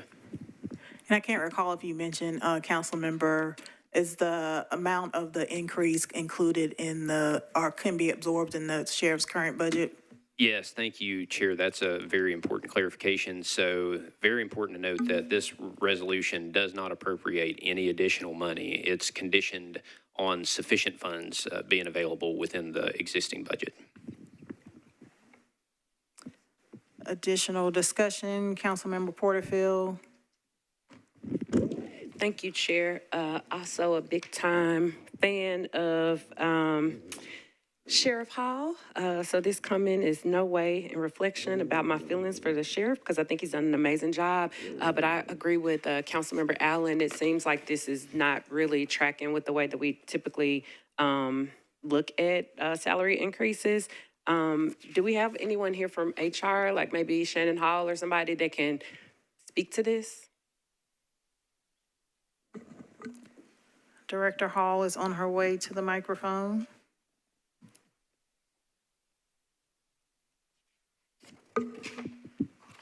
If you could just introduce yourself for the record and then you're recognized. Yep, Shannon Hall, Metro HR Director. State constitutional officers are a little different. Not necessarily part of our salary purview. State law sets the minimum pay for state constitutional officers and then allows a legislative body to supplement that as appropriate. And I think that's what's before you today. So I have committed to state constitutional officers that I would study this in the next elected official compensation study, which I'm planning to do this next year. It can be a data point that is considered by the legislative body if they want to, but this is really not under the purview of Metro HR, and it's not something that has been routinely studied, right, wrong, or indifferent, by Metro HR. When I went back to look at even historical trends, the supplements for state constitutional officers, I see was adopted in, I went back to 2003, and then there wasn't another one until 2023. So that same supplement stayed in place for the better part of 20 years. Thank you. And I guess this question may be for Special Counsel Wilson. If I'm understanding the analysis correctly, is this saying that according to the TCA or the state code, what Sheriff Hall is making now is out of compliance with the state code? Director Wilson. No, council member. The state law sets a minimum for salary, and the metropolitan government can choose to provide additional compensation. Okay, so it says that the code requires that the salary be at least 10% higher than other constitutional officers. And right now, what is the percent higher than the other constitutional officers? I may have, is that? Yes, at this point it would be 10, but it allows for a payment over that 10% as well. So currently, we are meeting the state law at the 10%, but that is the floor and not the max. So we're at the floor and we're trying to raise it. And correct me if I'm wrong, Chair, excuse me, Pro Tem. Chair Emeritus. We may already be over that floor as well. Okay. Okay. I am always advocating for employee pay, and that includes like directors, like across the board. I believe in paying people good money. I need to do a little more digging on this one, so I'm going to abstain. Not that and just to be super clear, I'm not in opposition to it at this time. I just don't know that if I'm able to support yet. So I need to do a little more research before the meeting tomorrow. So I just want to state that for the record that is why I'm abstaining. Councilmember Evan Siegel. Thank you, Chair. I guess my question maybe for this body is a day enough? Or do you think my colleague needs 2 weeks? Because I do think we should get this right. I think we're all big fans of the sheriff and want to make sure everybody's paid fairly. But if it turns out we do need more time, I think it's a resolution, and I would not be opposed to moving to defer it one meeting. All right, I'm seeing a head nod, so I would move to defer this just one meeting so the research can be done to answer the sort of open questions, and then maybe we can revisit it in 2 weeks once we have a little bit more information. Is there a second on the deferral motion? All right, any discussion on the deferral motion? Did the sponsor want to speak to the deferral motion? I'll let the discussion go and just chime in. I saw Councilmember Suarez and Councilmember Allen. Thank you, Chair. As another fan of the sheriff, when I was reading the analysis, that's what I thought. And if you look at that last statement, it says that what we're doing now basically says it would allow us to be able to meet the state law. That's how I read it, and that's how I understood it, that the sheriff's salary currently is below that rate, and the fact that that's the way it reads, unless that's the way it reads to me in the analysis that says that the law says it should not be less than 10% of the other officers, and then it says according to publicly available data, last updated, the sheriff's annual salary now will be, anyway, I can have everybody take a look at it. So I didn't have any problem with the increase because I thought we're trying to be in compliance with state law.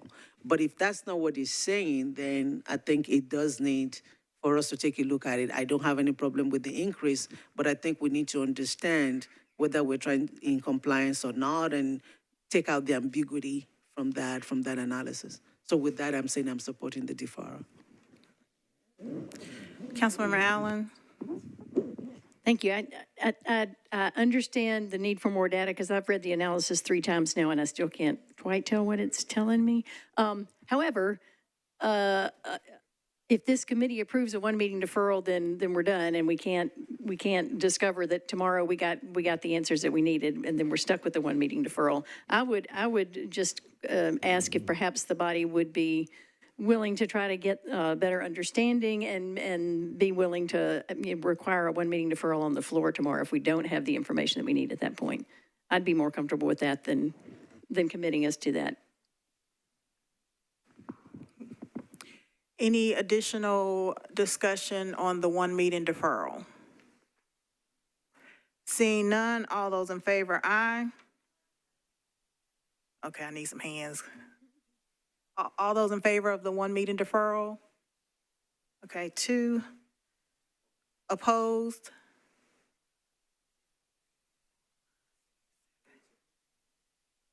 All right, chair votes no. Any not voting or abstaining?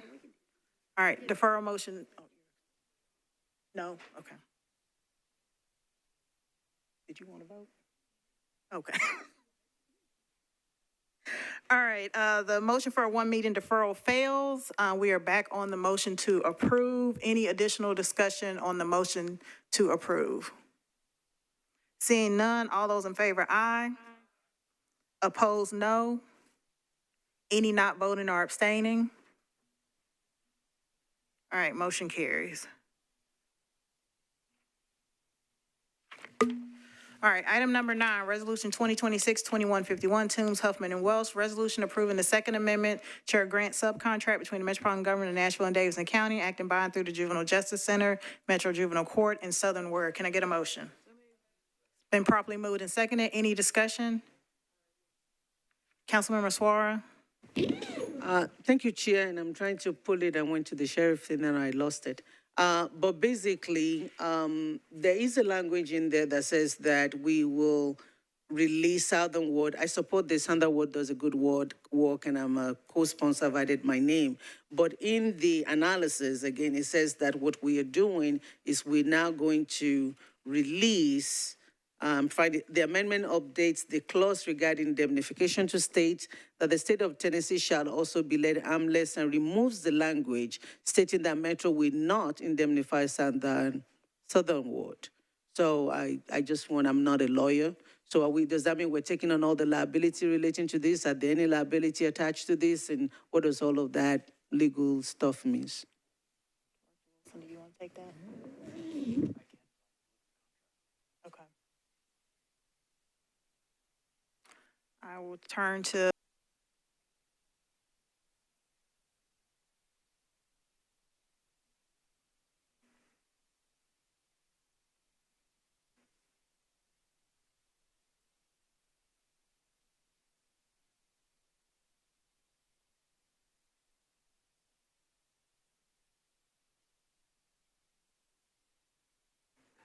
Councilmember, to clarify the question, you were wanting to clarify whether Metro would continue to be indemnified and held harmless? Yes, Southern Ward would continue to indemnify and hold harmless Metro and the state of Tennessee. So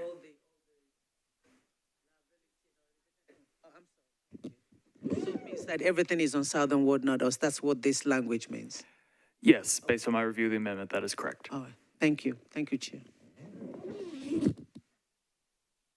Councilmember Allen. Thank you, Madam Chair. We have, I think, about 10 different resolutions here dealing with funding, some with these dealing with the Juvenile Justice Center and some on the Ryan White, that the language in the analysis says this has already started, it ends. What this amendment does is begins the contract now and from here on. I'm trying to understand, are we just getting new money to continue existing contracts, or are we going back and paying for work that got started before the money was actually available?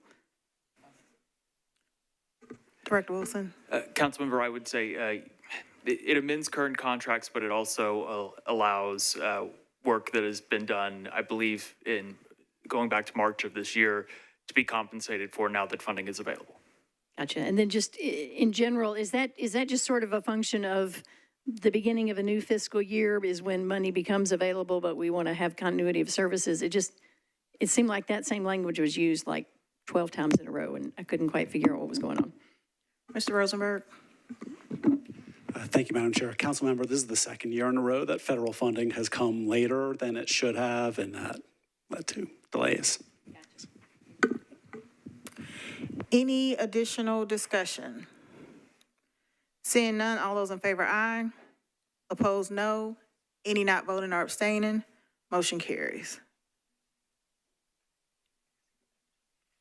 All right, item number 11, Resolution 2026-2153, Parker Toombs, Evans Siegel, Welsh Hill, Allen, and Ewing. Resolution approving an amendment to a lease agreement by and between the Metropolitan Government and the Electric Power Board of the Metropolitan Government of Nashville and Davidson County relating to the operation of a community solar array on Old Due West Landfill at 801 Due West Avenue. Can I get a motion? It's been properly moved and seconded. Any discussion? Councilmember Suarez. Thank you, Chair, and I don't know if there will be a presentation or more information in public health, but when I look at the BESS pilot that we're doing, my understanding is that it has a potential for fire incidences and environmental issues, and so do we have any hazard mitigation analysis and things as part of this pilot? And I could not find that in the bill package or anything like that. Since it's a pilot, and this is something that, at least in other places, it creates a lot of fire and there's stuff in the environment. I just want to make sure that we've got everything that we need before we sign off on it. You know, maybe the fire department, I don't know who answers that, but. Is there anybody that can take that or get information to Councilmember Suarez about tomorrow? Is it environmental concerns on the amendment to a lease agreement between Metro and NES regarding the operation of community solar array? Councilwoman Suarez, if you could repeat your question, I believe you had some environmental concerns. Yes. So, I'm sorry. Which is not a budget and finance question, but. It's not, that's why I was like, maybe I wanted to ask it and see if it would be in public health. That was how I started. But this is extending the lease contract, but it's also allowing for a new pilot. Is adding additional 5,000 feet to do a pilot program for what is called a BESS, right? Whatever that is. And so that's what I'm asking, if there's a hazard mitigation analysis on that pilot piece, not the original contract. Mr. Rosenberg. Councilmember, I don't know if they've done additional study. These will be rechargeable batteries that capture the solar power so they can be used over time instead of having to be used right in that moment. It's a pilot program for that. It's really exciting to be able to capture the solar electricity and then use it during peak times, during emergencies and that sort of thing. That's what's happening, but I can ask if there's been any environmental concerns. I believe this is very pro-sustainability. Yes. Thank you. I appreciate that. So I've been supporting, that's what I saw, but one of the concerns for this program is that it's a big fire hazard, and when it does create fire, it's very hard to contain. And so there were 2 fires in California, 2024 and 2025. And so that's why I was just asking the general question. Since it's a pilot, we've never done it, so if we can have something by public safety, I will appreciate it. Absolutely. I'll learn more about that. Thank you. Thank you. Any additional discussion? Seeing none, all those in favor, aye. Opposed, no. Any not voting or abstaining? Motion carries.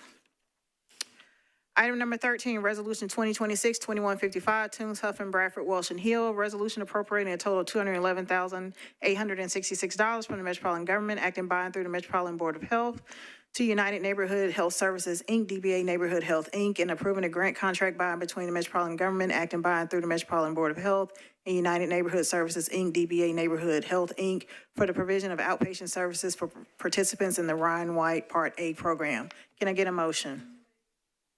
It's been properly moved and seconded. Any discussion? I think this was Councilwoman Sorry, need to abstain. Okay. All right. Seeing none, all those in favor, aye. Opposed, no. Any abstaining or not voting? Motion carries.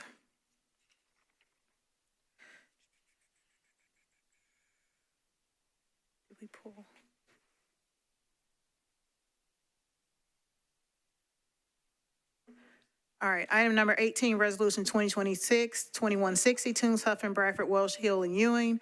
Resolution appropriating a total of $563,908 from the Metropolitan Government, acting by and through the Metropolitan Board of Health to Meharry Medical College and approving a grant contract between the Metropolitan Government, acting by and through the Metropolitan Board of Health and Meharry Medical College for the provision of food assistance, medical case management, mental health services, outpatient services, and psychosocial services for participants in the Ryan White Part A program. Can I get a motion? It's been properly moved and seconded. Any discussion? Seeing none, all those in favor, aye. Opposed, no. Any not voting or abstaining? Motion carries. Item number 20, Resolution 2026-2162, Toombs, Huffman, Welsh, and Allen. Resolution accepting the Healthy Start Initiative Grant from the U.S. Department of Health and Human Services, Health Resources and Services Administration to the Metropolitan Government, acting by and through the Metropolitan Board of Health to provide a variety of services in reducing infant mortality for pregnant and parenting women. Can I get a motion? It's been properly moved and seconded. Any discussion? Seeing none, all those in favor, aye. Opposed, no. Any not voting or abstaining? Motion carries. All righty.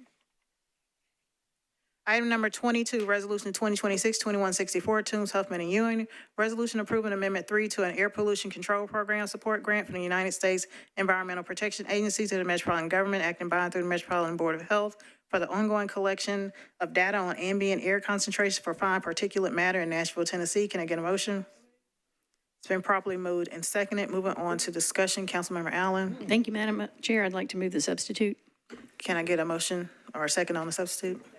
It's been properly moved and seconded to approve the substitute. Back to you, Councilmember Allen. Thank you. There are two different sets of resolutions that we do like every 6 months that give us federal money for air monitoring, and one is specifically for particulate matter, and the other one is broader and covers more things, and we keep getting them put together. And so this substitute just changes the language to acknowledge that this is the broader one that looks at more things than just particulate matter. All right, any additional discussion on the substitute? Seeing none, all those in favor, aye. Opposed, no. Any not voting or abstaining? Motion carries. Can I get a motion on the resolution to substitute it? It's been properly moved and seconded. Any additional discussion? Seeing none, all those in favor of the resolution to substitute it, aye. Opposed, no.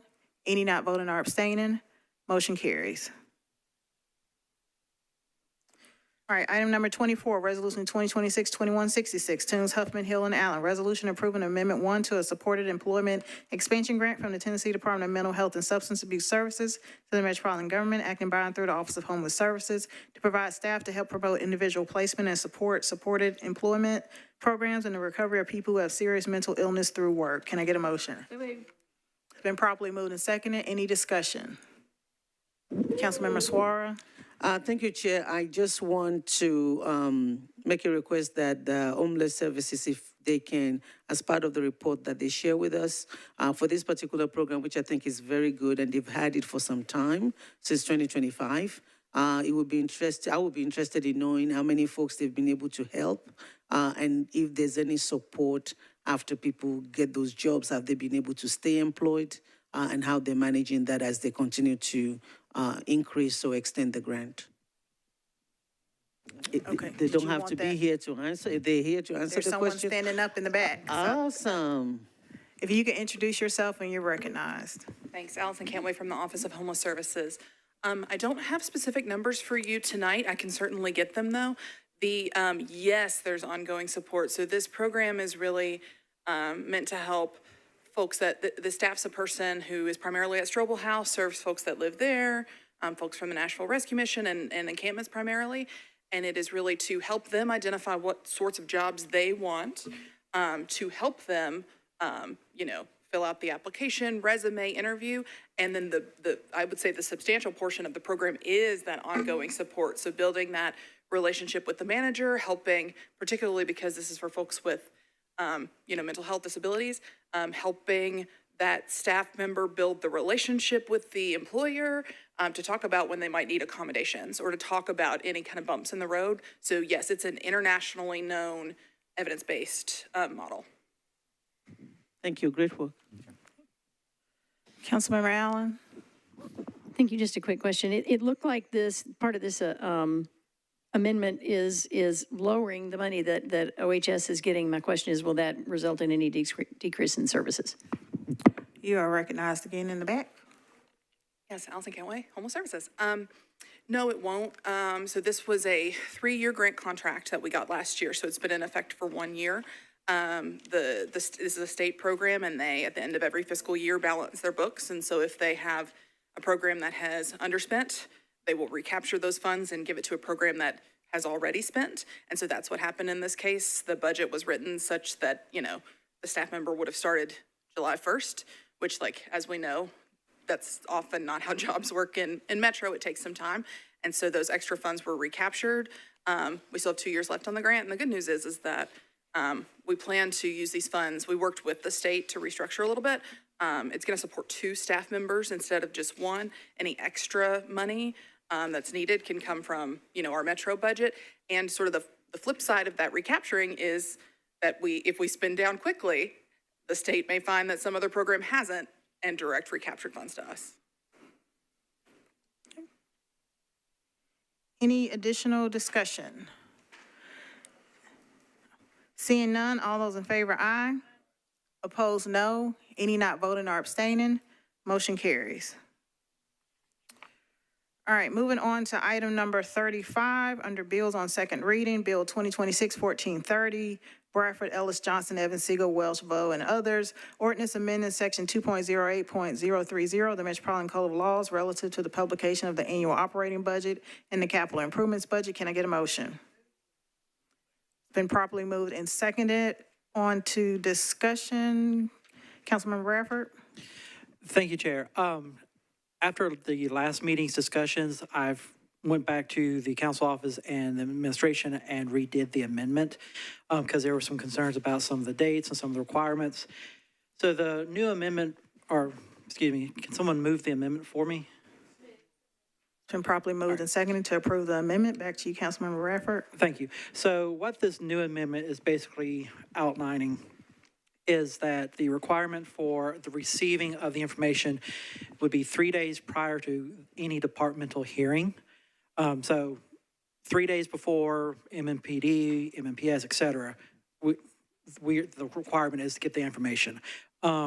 That includes a budget summary, the organizational structure, any modifications, details, provided that the budget hearing is held no earlier than May 10th. There's also some concerns at the last meeting about the limit of 4 departments per day. The clarification is that the chair could have as many departments on any day, but the administration is only going to be required to provide 4 within that 3-day requirement. So if you have 5 departments that day, you'll get 4 of those budget information within the 3-day period, but not the 5th. So it's not saying that you cannot have more than 4 hearings per day, but that if you do, you may not get all the information you need for that day. That's pretty much in a nutshell. If the administration or finance wants to provide more clarification on that, because a lot of this information came from conversations and information from them. If they want to, if I explained it correctly, or if they need to add more to it. Mr. Rosenberg, you want to add something? Oh, sure. Thank you, Madam Chair, and thank you, council member, for working with us on this. This year, the budget book was available to council members on May 10th.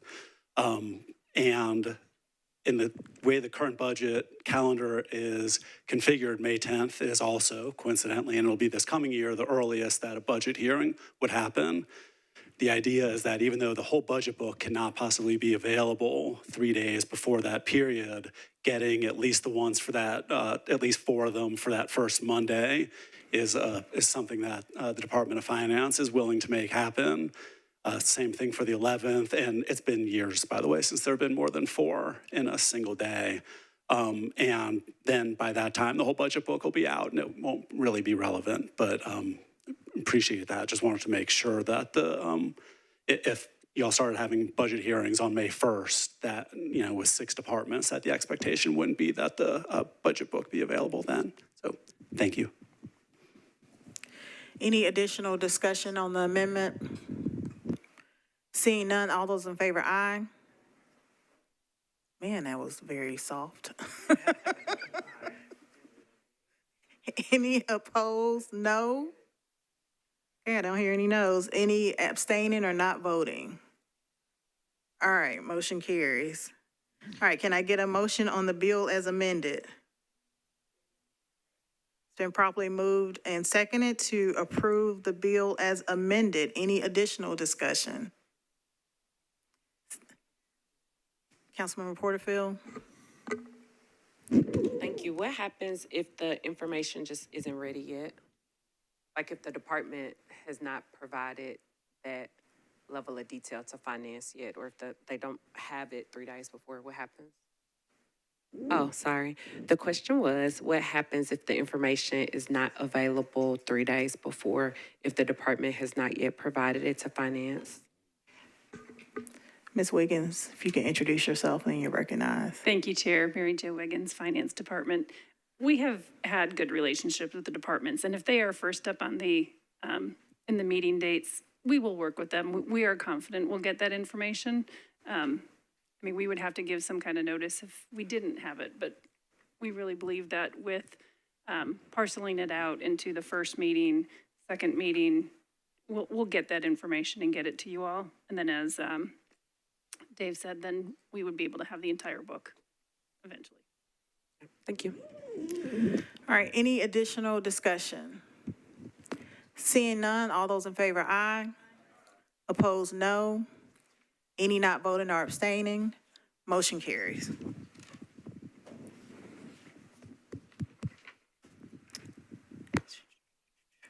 All right, item number 36, Bill 2026-1437, Webb, Coopin, Evans, Bradford, and others, ordinance requiring that all boards, commissions, committees, and authorities of the Metropolitan Government with financial authority or fiduciary duty record and make publicly available the proceedings of their meetings. Can I get a motion? It's been properly moved and seconded. On to discussion. We have 2 amendments. Let me go to the sponsor first. Councilmember Webb. One of the amendments is mine, and then I do support Alan. Me and Berkeley worked together and came up with an amendment too. All right, so you want to move your amendment? Yeah. Can I move Amendment 1? Okay. Can I get a second on Amendment 1? It's been properly moved and seconded. Do you want to explain what Amendment 1 is, Councilmember Webb? Amendment 1 is we felt like not every meeting needed to be recorded, so we have come up with the plan. Once the minutes are approved, then we'll be able to see them. We'll go back and be able to, no matter what commission or board it is, that we'll be able to go back and look and see what that commission or board did after their meeting minutes are approved. All right, any additional discussion on Amendment number 1? Councilmember Suara? I don't know where this falls, but it's a question for the sponsor. I remember last meeting when we were discussing, it was one of my colleagues that asked that why do we need this? It appears as if almost all the department listed on the legislation do have a recording. And I believe the answer from Director Wilson was that they all recorded. So what problem is this solving if everyone there is already being recorded? No, there's a lot of meetings and boards that are not recorded, that there's a whole list. I worked with the mayor's office. They gave me the list of the ones that had not been recorded. We added a few of them to be recorded, but if it's already being recorded, it doesn't matter. Their legislation doesn't affect it. It's already being recorded, but there was a lot of meetings, boards and commissions that weren't being recorded. We have over, I think, 80-something boards and commissions, and nowhere near all of them are being recorded, but I worked with the mayor's office, and I think we added, 6, Brian, as far as adding it to the list? Director Wilson. Councilmember, there is a separate amendment that we are not considering at this point that adds 5. Okay. Or 4, I beg your pardon. Some of the ones that we wanted to add were protected by the law, like the work sessions and stuff. We worked and we couldn't record them. So the question that I have is, the caption says those that have budget, where am I? That has financial authority or a fiduciary duty? Do we have any that has financial authority or fiduciary duty that are not being recorded? And I think that it has a list. I know there might be other board, but I'm just going by what they says so I can, Yeah, there is, that's the 4 that we're adding. so we're adding more to what we have already. It's in the Second Amendment. It's in the Second Amendment. So the Second Amendment has boards that do not have fiduciary duty, but they're not being recorded. So I'm sorry, I'm confused. So right now, the amendment we're on is about including that minutes just have to be made available, right? Is that correct? So that's the amendment that we're on right now. There is another amendment that is not currently on the floor that adds those. Those other ones. Yes. Okay, thank you. So any additional discussion on amendment number 1? Councilmember Allen? Thank you, Madam Chair. I mean, I appreciate the intent to make our boards and commission meetings more transparent. I think that's really important. And I made the suggestion that we ensure that there are written minutes. I have since learned that the way it's written, it doesn't allow for the timing to have most of these boards and commissions have to approve the minutes of the last meeting before they're approved. And we've called for them to be posted 72 hours after the meeting, which doesn't work. And so I would say, I think mine is not quite ready for prime time. And I would either ask for taking this one off or a deferral on the whole bill so that we can spend a little bit more time fixing that, or I'll pull it off and deal with it separately. But I hadn't been made aware of that requirement to have the minutes approved, which makes perfect sense. So it's currently not workable as written.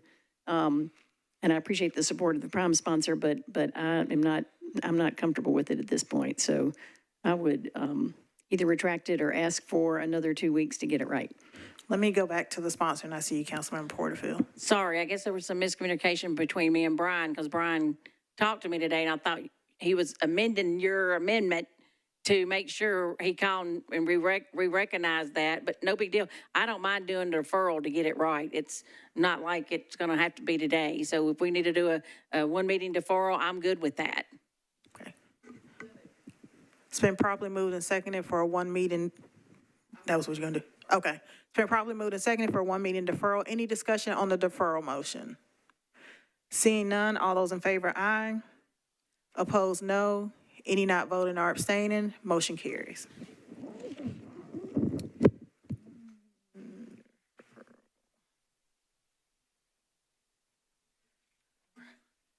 All right, item number 37, Bill 2026-1493, Toombs and Coopin, ordinance amending certain sections of the Metropolitan Code of Laws relating to the apportionment, distribution, and allocation of revenues from the tourist accommodation taxes to comply with the provisions of Public Chapter number 1079 of the 2026 Public Acts of Tennessee, and 2, to extend the levy and collection of the additional hotel occupancy privilege tax in accordance with applicable state law. Can I get a motion? It's been properly moved and seconded. Is there any discussion? Seeing none, all those in favor, aye. Opposed, no. Any not voting or abstaining, motion carries. All right, last item on the agenda under bills on third reading, item number 39, Bill 2026-1489, Horton, Porterfield, Coopin, Parker, Spain, Gadd, Benedict, and others. Ordinance authorizing the Metropolitan government to acquire the fee interest in a parcel of property, parcel ID number 133-000-13500, through negotiation or condemnation for office, warehouse, training, and other uses. Can I get a motion? It's been properly moved and seconded. On to discussion. I see that there is an amendment, so I'm going to go to the sponsor first, and then we'll get to the amendment. Sorry about that. Thank you, Chair, for recognizing me, despite not being on the committee. This is an ordinance which would authorize the Metropolitan government to acquire, either through negotiation or condemnation, parcel located on Grassmere Park for use for office, warehouse, training, or other usage. As many of us know, Metro has a significant need for additional office space. That need is going to become even more acute with the looming closure of the Metro Southeast office complex on Murfreesboro. So we need office space. This parcel already has an office building located on it, making it ideal for acquisition by the Metropolitan government for these purposes. And that's an explanation of the bill. All right, Councilmember Evans Siegel. I'd like to move the motion, or the amendment. Move the, it's late. Move the amendment. It's been Is there a long second? day. It's been properly moved and seconded to approve the amendment. Councilmember, do you want to explain your amendment? Yes, so under state law, the appraisals that are used for condemnation proceedings are not subject to public records. And this one has a particularly high price tag. The current tax appraisal is $37 million, which is the floor under state law. So just in an effort to be, a good partner to our taxpayers and to show good faith and good government, I think it's important that whatever we're relying on, or folks are countering what we're relying on us with. It's really been quite a long day. Sorry, that was very jumbled, but that it be public. And so this is just an effort to make sure that that is public and that we get notice of what that is. And the sponsor, I understand, does not have an objection to it. Councilmember Johnston. Doesn't this always put that, also put this back in front of us to approve or disapprove? Did I read that incorrectly? Once we have that, once we have the valuation that Metro is would be moving forward with in a condemnation proceeding, you're asking for that appraisal amount to come to us for approval, correct? Councilmember Evans. Or just reporting? Just reporting. Now, this ordinance can be amended by resolution, and we're supposed to get it 3 weeks before anything is filed. So there would, if we needed to act most times of the year, depending on how the calendar works, potentially be room for that and for discussion at a minimum. So it does allow an opportunity for that because this is a blank check right now. Yes. So I'm in support of this. Eminent domain is one of the most extreme measures, if not the most extreme measure that a government can do. It's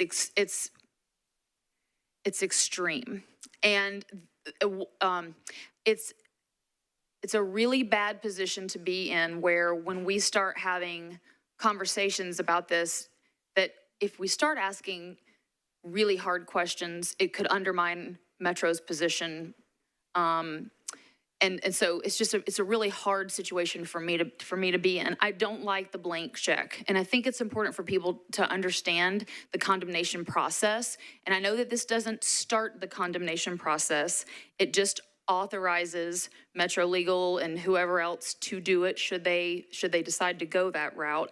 But there's nothing in between here and there from when we decide that. And we've already heard the floor. The floor is articulated in state law, which is the appraised value, which right now is around $37 million. So we know that it would be at least that.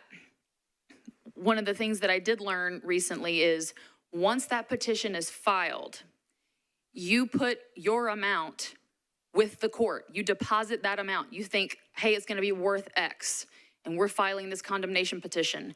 That money goes to the court right then and there. And the owner of the property, correct me, legal can correct me, the owner of the property has 30 days to object to that or accept it. And if they object it, then the judge is going to decide if we have right to possession. If we have right to possession, there's no going back at that point. No going back.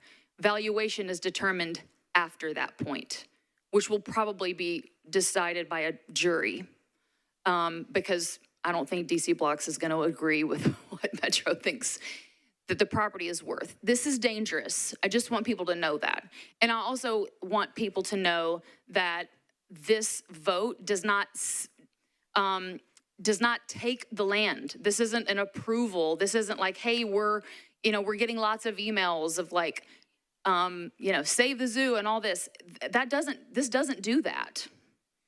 This authorizes negotiation, and it authorizes a possible condemnation and eminent domain proceeding, which is, like I said, very extreme. So this is a huge vote, and I would hope, and by voting yes for this, we are entrusting blindly almost completely out of our control for Metro Legal and the administration and whoever else makes these decisions, not in these 40 chairs, to make a massive decision. We're entrusting that because there's nothing coming back to this body. We can amend it by resolution if we want to. Likely that won't happen. So this is, I mean, I'm shaking. This is such a big deal. So thank you for this amendment. I think it at least brings some transparency to the process. But this is not a, hey, let's get the property by the zoo, vote yes to get, no. That's not what this is.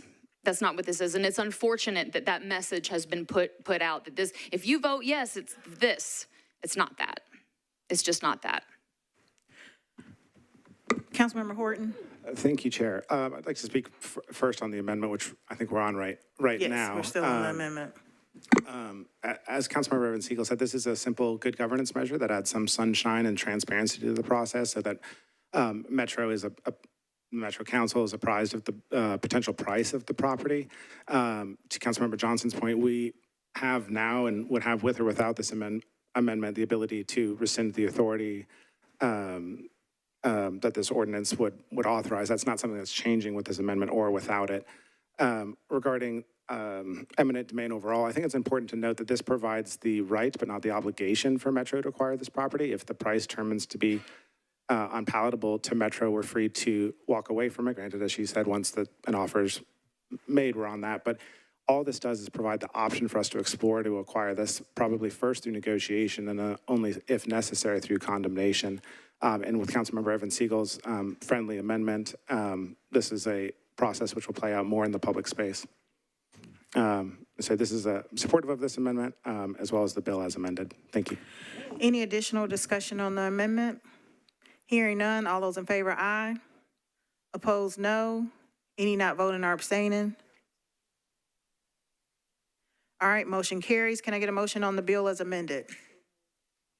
It's been properly moved and seconded to approve the bill as amended. Any additional discussion?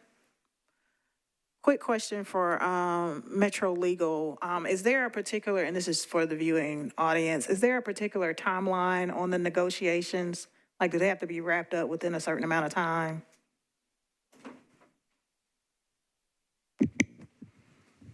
Tom Cross, Metro Legal again. There's no particular time. We would continue to negotiate as long as it was productive to do so. Any additional discussion on the bill as amended? Seeing none, all those in favor, aye. Opposed, no. Any not voting or abstaining? All right, motion carries. That concludes our agenda for today. Meeting adjourned.